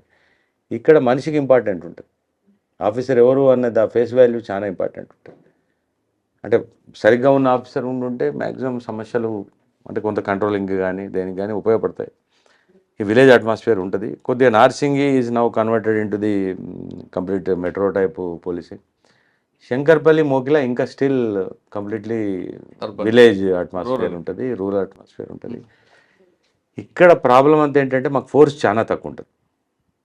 ఇవన్నీ సిటీ పోలీస్కి సైబరాబాద్ పోలీస్కి తేడా ఏంటంటే సిటీ పోలీస్లో ఈజీగా 150 మంది, ప్రతి చిన్న పోలీస్ స్టేషన్లో 150 మంది ఫోర్స్ ఉంటారు. ఇక్కడ 40 నుంచి 50 మంది ఉంటారు. అంటే పోలీస్ స్టేషన్ పోలీస్ స్టేషన్కి అంటే మీకు 3 పోలీసులు 120 మంది ఉంటారు. తక్కువ, అంతే 40-50 ఇది ఒక 70-80 ఉంటుంది. ఈ పోలీసింగ్ ఇక్కడ పెరుగుతున్న ఈ ప్రజానీకానికి, పెరుగుతున్నటువంటి హ్యాబిటేషన్కి, క్రైమ్కి చాలా చూస్తూనే మార్పు కనబడుతుంది. 2017లో నేను ఇక్కడ ఇన్స్పెక్టర్ చేసినప్పటికీ ఇప్పటికి చాలా తేడా ఉంది. అప్పుడు ఉన్న ఇంపాక్ట్కి ఇప్పటికీ నార్సింగ్ కానీ లోడ్ చాలా ఎక్కువైపోయింది. మా ఆఫీసర్స్ పర్టికులర్గా ఇన్స్పెక్టర్స్ అంటే ఎస్ఐస్ చాలా అంటే భారాన్ని మోస్తున్నారు, ఎక్కువ ఎఫెక్ట్. లక్కీలీ నేను చెప్పాను కదా, సిఆర్పిసి ఉద్యోగం చేయడానికి మాకు ఏ మాత్రము బాధ లేదు, భయం లేదు. సిఆర్పిసి దాటినప్పుడే ప్రాబ్లం అవుతుంది. అంటే సిఆర్పిసి దాటడం అంటే అవుట్ ఆఫ్ ది వేలో ఉద్యోగం చేయడం, ఓపెన్గా చెప్తా. ఏదో ఒకటి ఎగ్జాంపుల్ చెప్పండి. అవుట్ ఆఫ్ ది వే, ఇక తెలుసు కదా, అవుట్ ఆఫ్ ది వేలో ఉద్యోగం చేయడం చాలా కష్టం. లేని లాని మాకు ఆపాదించుకొని, అది లేని లాని ఫస్ట్ నుంచి కూడా మీకు ఒక ఆఫీసర్ చెప్పిన దగ్గర నుండి, అంబేద్కర్ గారు చెప్పిన దగ్గర నుండి మీరు ఫాలో అవుతున్నారు, రైట్? కానీ ఇక్కడ మీరు అవుట్ ఆఫ్ ద వే చేసింది ఒక ఎగ్జాంపుల్ చెప్పండి. ఉంటాయి, నేను తక్కువ, మిగతా వాళ్ళతో కంపేర్ చేసుకుంటే కొద్దిగా. కానీ ఇక్కడ మీరున్న ఇప్పుడు నార్సింగ్ సబ్ డివిజన్లో అవుట్ ఆఫ్ ద వే ఉన్న వాళ్ళు ఎక్కువ ఉంటారు కదండి. ఉంటారు, కానీ ఇప్పుడున్న ఆఫీసర్స్ మీకున్న సిపి గారు అయితే అలా 100% అందులోకి వచ్చిన లేదు. ఆయన దగ్గర బోరు కూడా ఎవరు నాకు తెలిసి ఎవరు బోరు. కానీ పొలిటికల్ ఇన్ఫ్లుయెన్స్ అని ఉంటుందా? ఇప్పుడు మాకు ఇలాంటి ఓపెన్ చెప్తున్నాను. ఇప్పుడు సార్ లాంటి అంటే ఆఫీసర్స్ ఉన్నప్పుడు మాకు ప్రెషర్ తగ్గుతుంది. నేచురల్ సామాజిక వర్గాలు ఎక్కువ వస్తారు కదా, మావాడు అనుకోండి. మావాడని ఏముండదండి, మావాడంటే మేము పోతాం, మావాడు అని అనుకుని మేము పోతాం. కానీ మీ సామాజిక వర్గం, మీ బావగారే ఒక పొలిటికల్గా మంచి స్ట్రాంగ్లు ఉన్నప్పుడు కూడా మీరు ఆయన ఇన్ఫ్లుయెన్స్ వాడుకోకుండా మీ దోస్తులకి, మీ బ్యాచ్మేట్స్కి, మీ జూనియర్స్కి ఆ ఇన్ఫ్లుయెన్స్ వాడతారట కదా. కానీ మీ వరకు వాడుకోరు, మిగతా వాళ్ళు వాడిస్తారట కదా. మానవ సహజంగా ఉండేది అంటే వాడితే వాడుండొచ్చు, కానీ మీరు వాడుకోరాడు కదా. అది అవసరం కూడా పడలేదు నాకు నిజం కూడా. ఎప్పుడు ఆల్వేస్ ఆఫీసర్సే సపోర్టింగ్ ఉన్నారు, ఈవెన్ హైయెస్ట్ లెవెల్లో ఉన్న వాళ్ళు సపోర్టింగ్ ఉన్నారు, అందులో నో ఇష్యూ. కానీ సాటిస్ఫాక్షన్ అనేది మీరు అన్నట్టు ఇప్పుడు ఇది అంటే open talk me with you, I'm telling. Satisfaction అంటే మన షాన్లో ఫరక్ వచ్చినప్పుడు ఎంత ఏమున్నా అది వేస్ట్. పోలీసింగ్లో మనం చేస్తున్న ఉద్యోగానికి మనం నష్టం చేసినప్పుడు, అంటే మనము డిసాటిస్ఫై అయినప్పుడు, తెలంగాణలో షాన్ మే జాన్ గయేతో పర్వానే మగర్ షాన్ మే ఫరక్ నయానా, జాన్ గయేతో పర్వానే మగర్ షాన్ మే ఫరక్ నయానా. ఎదుటోడు ఎవడన్నా ఉండండి, if at all I'm right I'm strong. ఎదుటోడు రిక్షా పుల్లర్ కానివ్వండి, ఎదుటోడు ఎంత పెద్దోడన్నా కానివ్వండి. If at all I'm wrong I'm weak. ఎదుటోళ్ళు ఎంత చిన్నోడైనా నేను సారీ చెప్తాను. తప్పు గిట్ట నేను లీగల్గా I'm telling the legal, what is wrong, what is right as per the లీగల్గా నేను తప్పు చేయను. నాకు తెలిసి నేను 100% లీగల్గా తప్పు చేయాల్సిన పని ఉంటే మీరు అన్నారు కదా నా బంధువులైనా నేను ఒప్పుకోను, నా దోస్త్ అయినా ఒప్పుకోను. లీగల్గా రైట్ ఉంటే right, okay. I can't do anything. ఇక్కడ ఎప్పుడు రాలేదా మీకు అవుట్ ఆఫ్ ద వే చేయమని? వస్తాయి, చాలా వస్తాయి, చెయ్యం, మొహమాటం లేకుండా చెప్తాను, చెయ్యను. సార్ ఇక్కడ మీకు చాలా ప్రెజర్ కేసులు వచ్చాయి, ఒక జానీ మాస్టర్ కానీ ఒక రాజ్ సార్ అని. వీటికంటే ప్రెషర్ చాలా ఉంటాయి. మెయిన్ ప్రెషర్స్ మాకు ల్యాండ్ రిలేటెడ్ ఇష్యూస్లలో ఉంటాయి. ఏదో ఒకటి రెండు సందర్భంలో మేము వినాల్సి వచ్చినా మాకు టోటల్గా మా అసంతృప్తి ఉంటుంది లోపల, లీగల్గా చేయలేకపోయామనే బాధ ఉంటుంది. అందులో క్వశ్చన్ లేదు. సిపి గారు ఒప్పుకోరే, రూల్ ఆఫ్ లా అంటాడు కదా ఆయన. 100% మేము కూడా ఒప్పుకోము, అందులో క్వశ్చనే లేదు. సార్ వాళ్ళ ఫాదర్ దగ్గరే పనిచేసాం, అక్కడే నేర్చుకున్నాం, ఇక్కడ కాదు. అవును, అక్కడే నేర్చుకున్నాం. నేను చెప్పే కదా, మహంతి సార్ దగ్గర, ఏకమహంతి సార్ దగ్గర పనిచేసాం. సిఆర్పిసి తప్ప మేము ఉమేష్ షరాఫ్ దగ్గర నుంచి నేర్చుకున్నామండి. సిఆర్పిసి నేనని కాదు, సిటీలో పనిచేసిన, ఇది ఇంత అంటే గొప్పగా కూడా చెప్పగలుగుతున్నాను, సిటీలో పనిచేసిన most of the officers bind by the law, అలవాటు అయి ఉంటుంది. అప్పుడు మాకు నిజంగా కూడా నిన్న మొన్నటి వరకు అక్కడ ఏం ఇన్ఫ్లుయెన్స్ ఏం లేదు, యాజ్ పర్ ది లానే పనిచేసాం. ఇక్కడ వస్తే మాకు వచ్చేది ఎక్కువ ఇన్ఫ్లుయెన్స్ ఏంటి, ల్యాండ్ పొజిషన్స్ మీదనే ఇన్ఫ్లుయెన్స్ వస్తుంది. ప్రతి ఒక్కడు దొంగడు కూడా వచ్చి నేనే పొజిషన్లో ఉన్నా అంటాడు. అవును, ఇప్పుడు వాడు 10 రోజుల్లో వచ్చి కంప్లైంట్ ఇన్ఫ్లుయెన్స్ ఉంటాడు, అక్యూజ్డ్ పార్టీ ఇన్ఫ్లుయెన్స్ ఉంటాడు. ఈ ప్రెజర్ ఎలా తట్టుకుంటారండి? ప్రెజర్ ఏంటి, లా as per the law only. Pressure ఏముంది, ఇప్పుడు మాకు ఉన్న స్టాండర్డైజ్డ్ ప్రోగ్రామ్ ఏముంటుంది. ఇప్పుడు మీరు అన్నట్టు ల్యాండ్ పొజిషన్స్లే మాకు ఇష్యూ. అవును, అందులో టైటిల్ డిస్ప్యూట్ మీద మేము శాస్త్రాన్ని ఏం చదవం లేదు, దాంట్లో. ఇప్పుడు 20 ఏళ్ళు 30 ఏళ్ళు తెగని వాద్యం ఏదైనా ఉంటే అది మా దగ్గర 2 రోజుల్లో తెగుతాం అనుకోవడం మూర్ఖత్వం. అవును, దానికోసం ఇక్కడ మన వాళ్ళు ఏం అడ్డదారి దొక్కేది ఏంటి, పొజిషన్లో నేనున్నా అని అడ్డమైన ఆర్గ్యుమెంట్ చేస్తారు.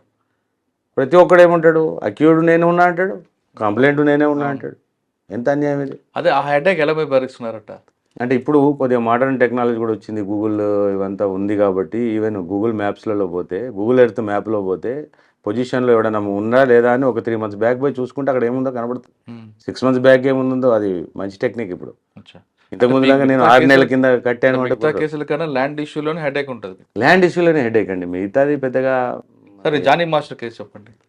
జానీ మాస్టర్ కేసులు ఇవన్నీ మాకు ఎక్కడ టెక్నికల్గా ప్రాబ్లం అవుతున్నాయంటే, జానీ మాస్టర్ కేసు అయినా ఏదైనా ఎప్పుడైతే నిర్భయ యాక్ట్ అమెండ్మెంట్స్ వచ్చాయో, ఈవెన్ ఇండియన్ ఎవిడెన్స్ యాక్ట్లో కానీ, తర్వాత ఈవెన్ డెఫినేషన్ ఆఫ్ ది రేప్లో కానీ, ఈ 2 తేడా వచ్చింది నిర్భయ యాక్ట్ తర్వాత. ఎప్పుడైతే ఆ అమెండ్మెంట్ వచ్చిందో అప్పటి నుంచి మేము కొంత టిల్టింగ్ టువర్డ్స్ విక్టిమ్ కంప్లైంట్ అన్నది కంపల్సరీ అయిపోయింది. I can't judge by sitting in my chair, వాళ్ళు అట్లా వీళ్ళు ఇట్లా నేనేం చెప్పలేను. Complaint is the complaint, that's it. Complaint వచ్చింది అంతే, ఎవిడెన్స్ లేదు దానికి, అయిపోయినట్టే. చేసింది అని ఒకవేళ కంప్లైంట్ వచ్చింది అంటే ఐ కాంట్ సిట్ అంటే ఫైనలైజింగ్ ఇన్ మై చైర్, కాదు ఇది కాదు అనేందుకు నాకేం అధికారం లేదు. కాబట్టి మా వాళ్ళు ఖచ్చితంగా ఆ కంటెంట్ ఆఫ్ ది కంప్లైంట్ని బట్టి ఖచ్చితంగా కేసు రిజిస్టర్ చేస్తారు. కేసు రిజిస్టర్ చేసిన తర్వాత ఇక next course of action will shift to the court. Court ఎట్లా యాక్షన్ తీసుకుంటే. కేసు యాక్చువల్గా రాయదుర్గం పోలీస్ స్టేషన్కి వచ్చింది ఫస్ట్, అక్కడ వారం రోజులు ఉన్న తర్వాత మీ దగ్గరకు వచ్చింది. ఫస్ట్ అక్కడ వాళ్ళు అక్కడ ఉండేవారు అనుకుని రాయదుర్గం పోలీస్ స్టేషన్లో ఉన్నప్పుడు ఎక్కడ లీక్ కానీ ఆ కేసు నార్సింగ్ పోలీస్ స్టేషన్ వచ్చిన వెంటనే బయటికి ఎలా లీక్ అయిందండి? లీక్ కాదు, అది ఎఫ్ఐఆర్ అయితే అది ఓపెన్ డాక్యుమెంట్. ఇప్పుడు మేమేమి ఏది హైడ్ చేసి అంటిల్ అన్లెస్ ఏమన్నా స్పెసిఫిక్ ఇంపార్టెన్స్ ఉంటే హైడింగ్ అని పెడతాం కదా. 99.9 కేసెస్ మా దగ్గర ఓపెనే ఉంటాయి. కానీ కొన్ని కేసుల్లో ఇంపార్టెంట్ కేసు ఉంది అనుకోండి, ఎఫ్ఐఆర్ రిజిస్టర్ చేస్తే బయటికి లీక్ అవుతుందని కొన్నిట్లలో పెడతాం. అది ఆ విధంగా నేను పెట్టారా? దీన్ని పెట్టలేదు. ఇప్పుడు ఏమవుతుందంటే జానీ మాస్టర్ అనే అతను ఎవరో మాకు తెలియదు, ఆ అమ్మాయి ఎవరో తెలియదు, నిజం కూడా తెలియదు మాకు. ఎవరు జానీ మాస్టర్ ఎవరు, సినిమాలు మేము చూసి బంద్ చేసి చాలా ఏళ్ళైంది. మా లాంటి వాళ్ళకు ఏం తెలుస్తుంది? అమ్మాయి కంప్లైంట్ కంటెంట్ మీద వెళ్తాం. కంటెంట్ మీద వెళ్ళినప్పుడు అక్కడ ఇప్పుడు అది మీడియా పాయింట్ ఆఫ్ వ్యూలో ఇంపార్టెంట్ కేసేమో కానీ మా దాంట్లో రొటీన్ కేసు అది. అవును, కానీ అంతకన్నా ముందు రాజ్ తరుణ్ కేసు వచ్చింది. రాజ్ తరుణ్ కేసు కూడా నోటీస్ ఇచ్చి జానీ మాస్టర్ని అరెస్ట్ చేశారనేది ఒక వివాదం. లేదు, అది ఏం ఫస్ట్ ఏం చూస్తుంటే అందులో కేసులో ఐఓ గడే ఇమినెంట్ పవర్స్. ఐఓ ఇన్వెస్టిగేటింగ్ ఆఫీసర్కు సిఆర్పిసిలోనే ఆ అధికారాలు ఉన్నాయి. పోలీసులో 3 రకాల అధికారాలు ఉంటాయి. ఒకటి ఎంటైర్ పోలీస్ పవర్స్ అంటే constable to commissioner, and IO powers investigating officer powers. Third is the SHO station house powers అంటే స్టేషన్ హౌస్ ఆఫీసర్ మీద కూడా నేను స్టేషన్ హౌస్ ఆఫీసర్, నా పైన డీసీపీ గారు స్టేషన్ హౌస్ ఆఫీసరే, సిపి గారు స్టేషన్ హౌస్, అందరం ప్రివేల్ అవుతాం. ఈ 3 పవర్స్ కింద డిఫరెన్సెస్ ఉంటాయి. ఐఓ ఒకవేళ ఇటు వ్యక్తి విచారణకు హాజరవుతాడు, ఇన్వెస్టిగేషన్కి ఇంటర్ఫియర్ కాడు, ఎవిడెన్స్ని ఇన్ఫ్లుయెన్స్ చేయడు అని వీడు అనుకుంటే వాడు 41 నోటీస్ ఇస్తాడు, 41A నోటీస్ ఇస్తాడు. రాజ్ తరుణ్ కేసులో ఏంటి, ఫస్ట్ వచ్చిన కేసులో ఆల్మోస్ట్ వాళ్ళ కంప్లైంట్లో కూడా లివింగ్ టుగెదర్ ఉన్నాము, 10 ఏళ్ళు ఉన్నాము అని అన్న కంప్లైంట్. సుప్రీంకోర్టు కూడా తప్పు చెప్పట్లేదు, తప్పు చెప్పలేదు. సుప్రీంకోర్టు కూడా పోయాడు. నాకు తెలిసి ఈవెన్ ఈ గట్ అడిషనల్ బెయిల్ ఆల్సో అనుకుంటా, ఏదో మళ్ళీ బెయిల్ ఏదో తీసుకున్నట్టున్నాడు. బెయిల్ తీసుకోవాల్సిన అవసరం లేదు, బెయిల్ తీసుకున్నాడు.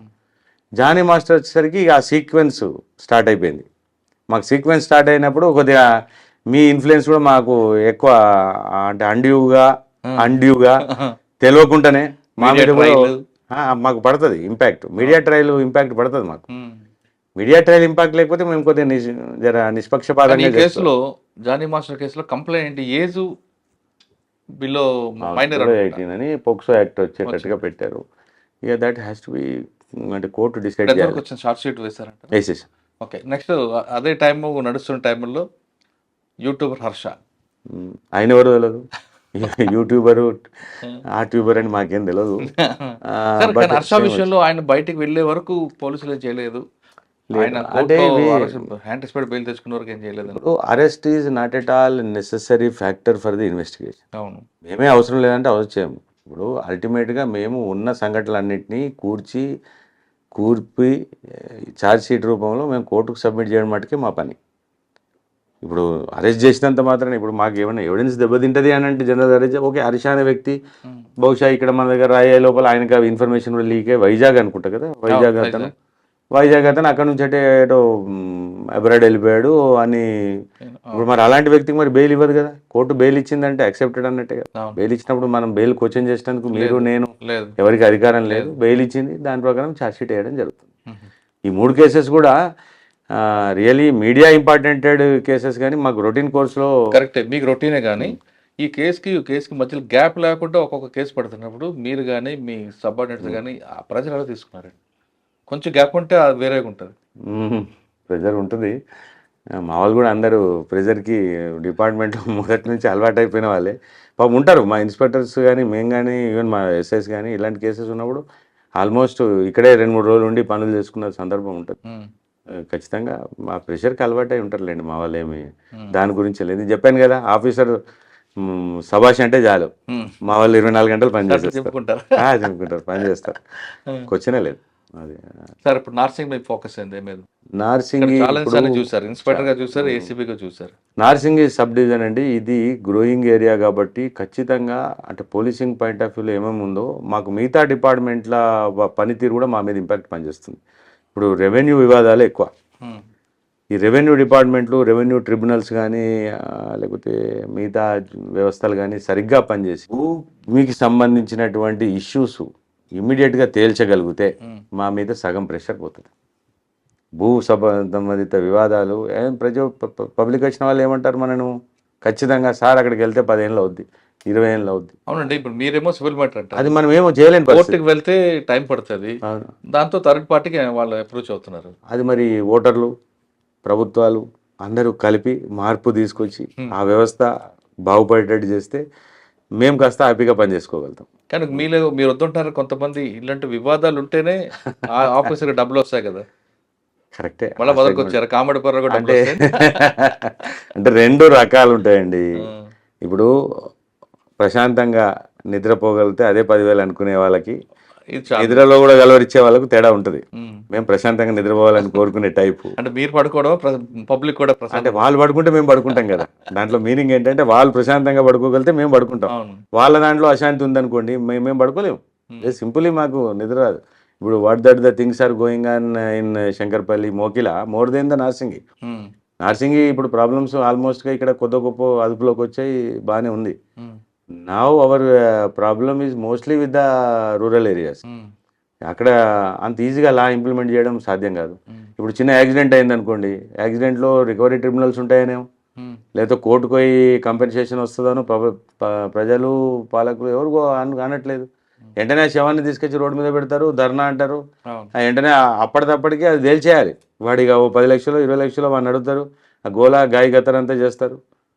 దాని మీద ఇమీడియట్గా అప్పటికల్లా సాయంత్రం కల్లా ఇష్యూ క్లోజ్ అయిపోవాలి. క్లోజ్ కావాలి. అది ఇన్స్టెంట్ జస్టిస్ కావాలి. ఇన్స్టెంట్ జస్టిస్ అనే టెండెన్సీ ఇంకా రూరల్ ఏరియాస్లో చాలా పెద్దగా ఉంది. ఇప్పుడు మాకు చాలా మా ఏరియాలో రూరల్ ఏరియాస్ పోతే యాక్సిడెంట్ అయిందంటే ఇదే ప్రాబ్లం. యాక్సిడెంట్ అయిందంటే శవాన్ని రోడ్డు మీద పెట్టాలి, వెంటనే దాన్ని సెటిల్ చేసుకోవాలి. ఈ తత్వం ఉంటే దీనికి ఏదో ఆల్టర్నేటివ్ సెటిల్మెంట్ చేసే డ్యూటీ మీది కాదు కదా. కాదు.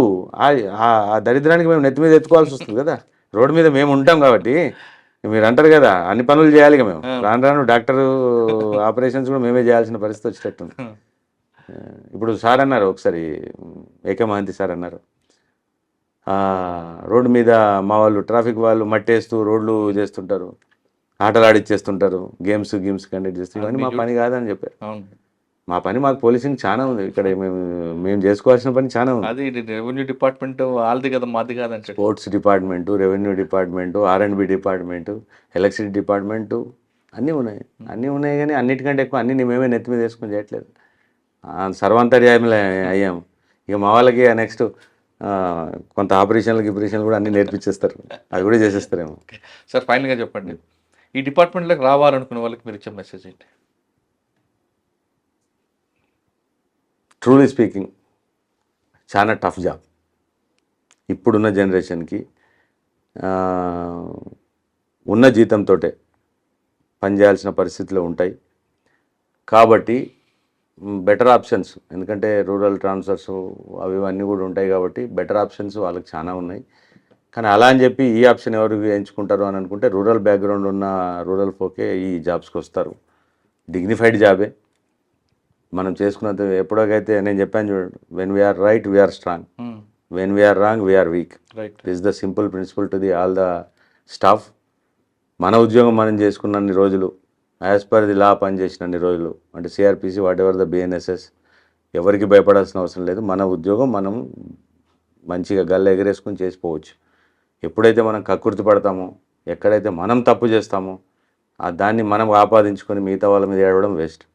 కాబట్టి నీతి నిజాయితీగా మనము సబ్జెక్ట్ ఉండి మన పని మనం చేసుకున్నన్ని రోజులు హ్యాపీయెస్ట్ జాబు చేయొచ్చు.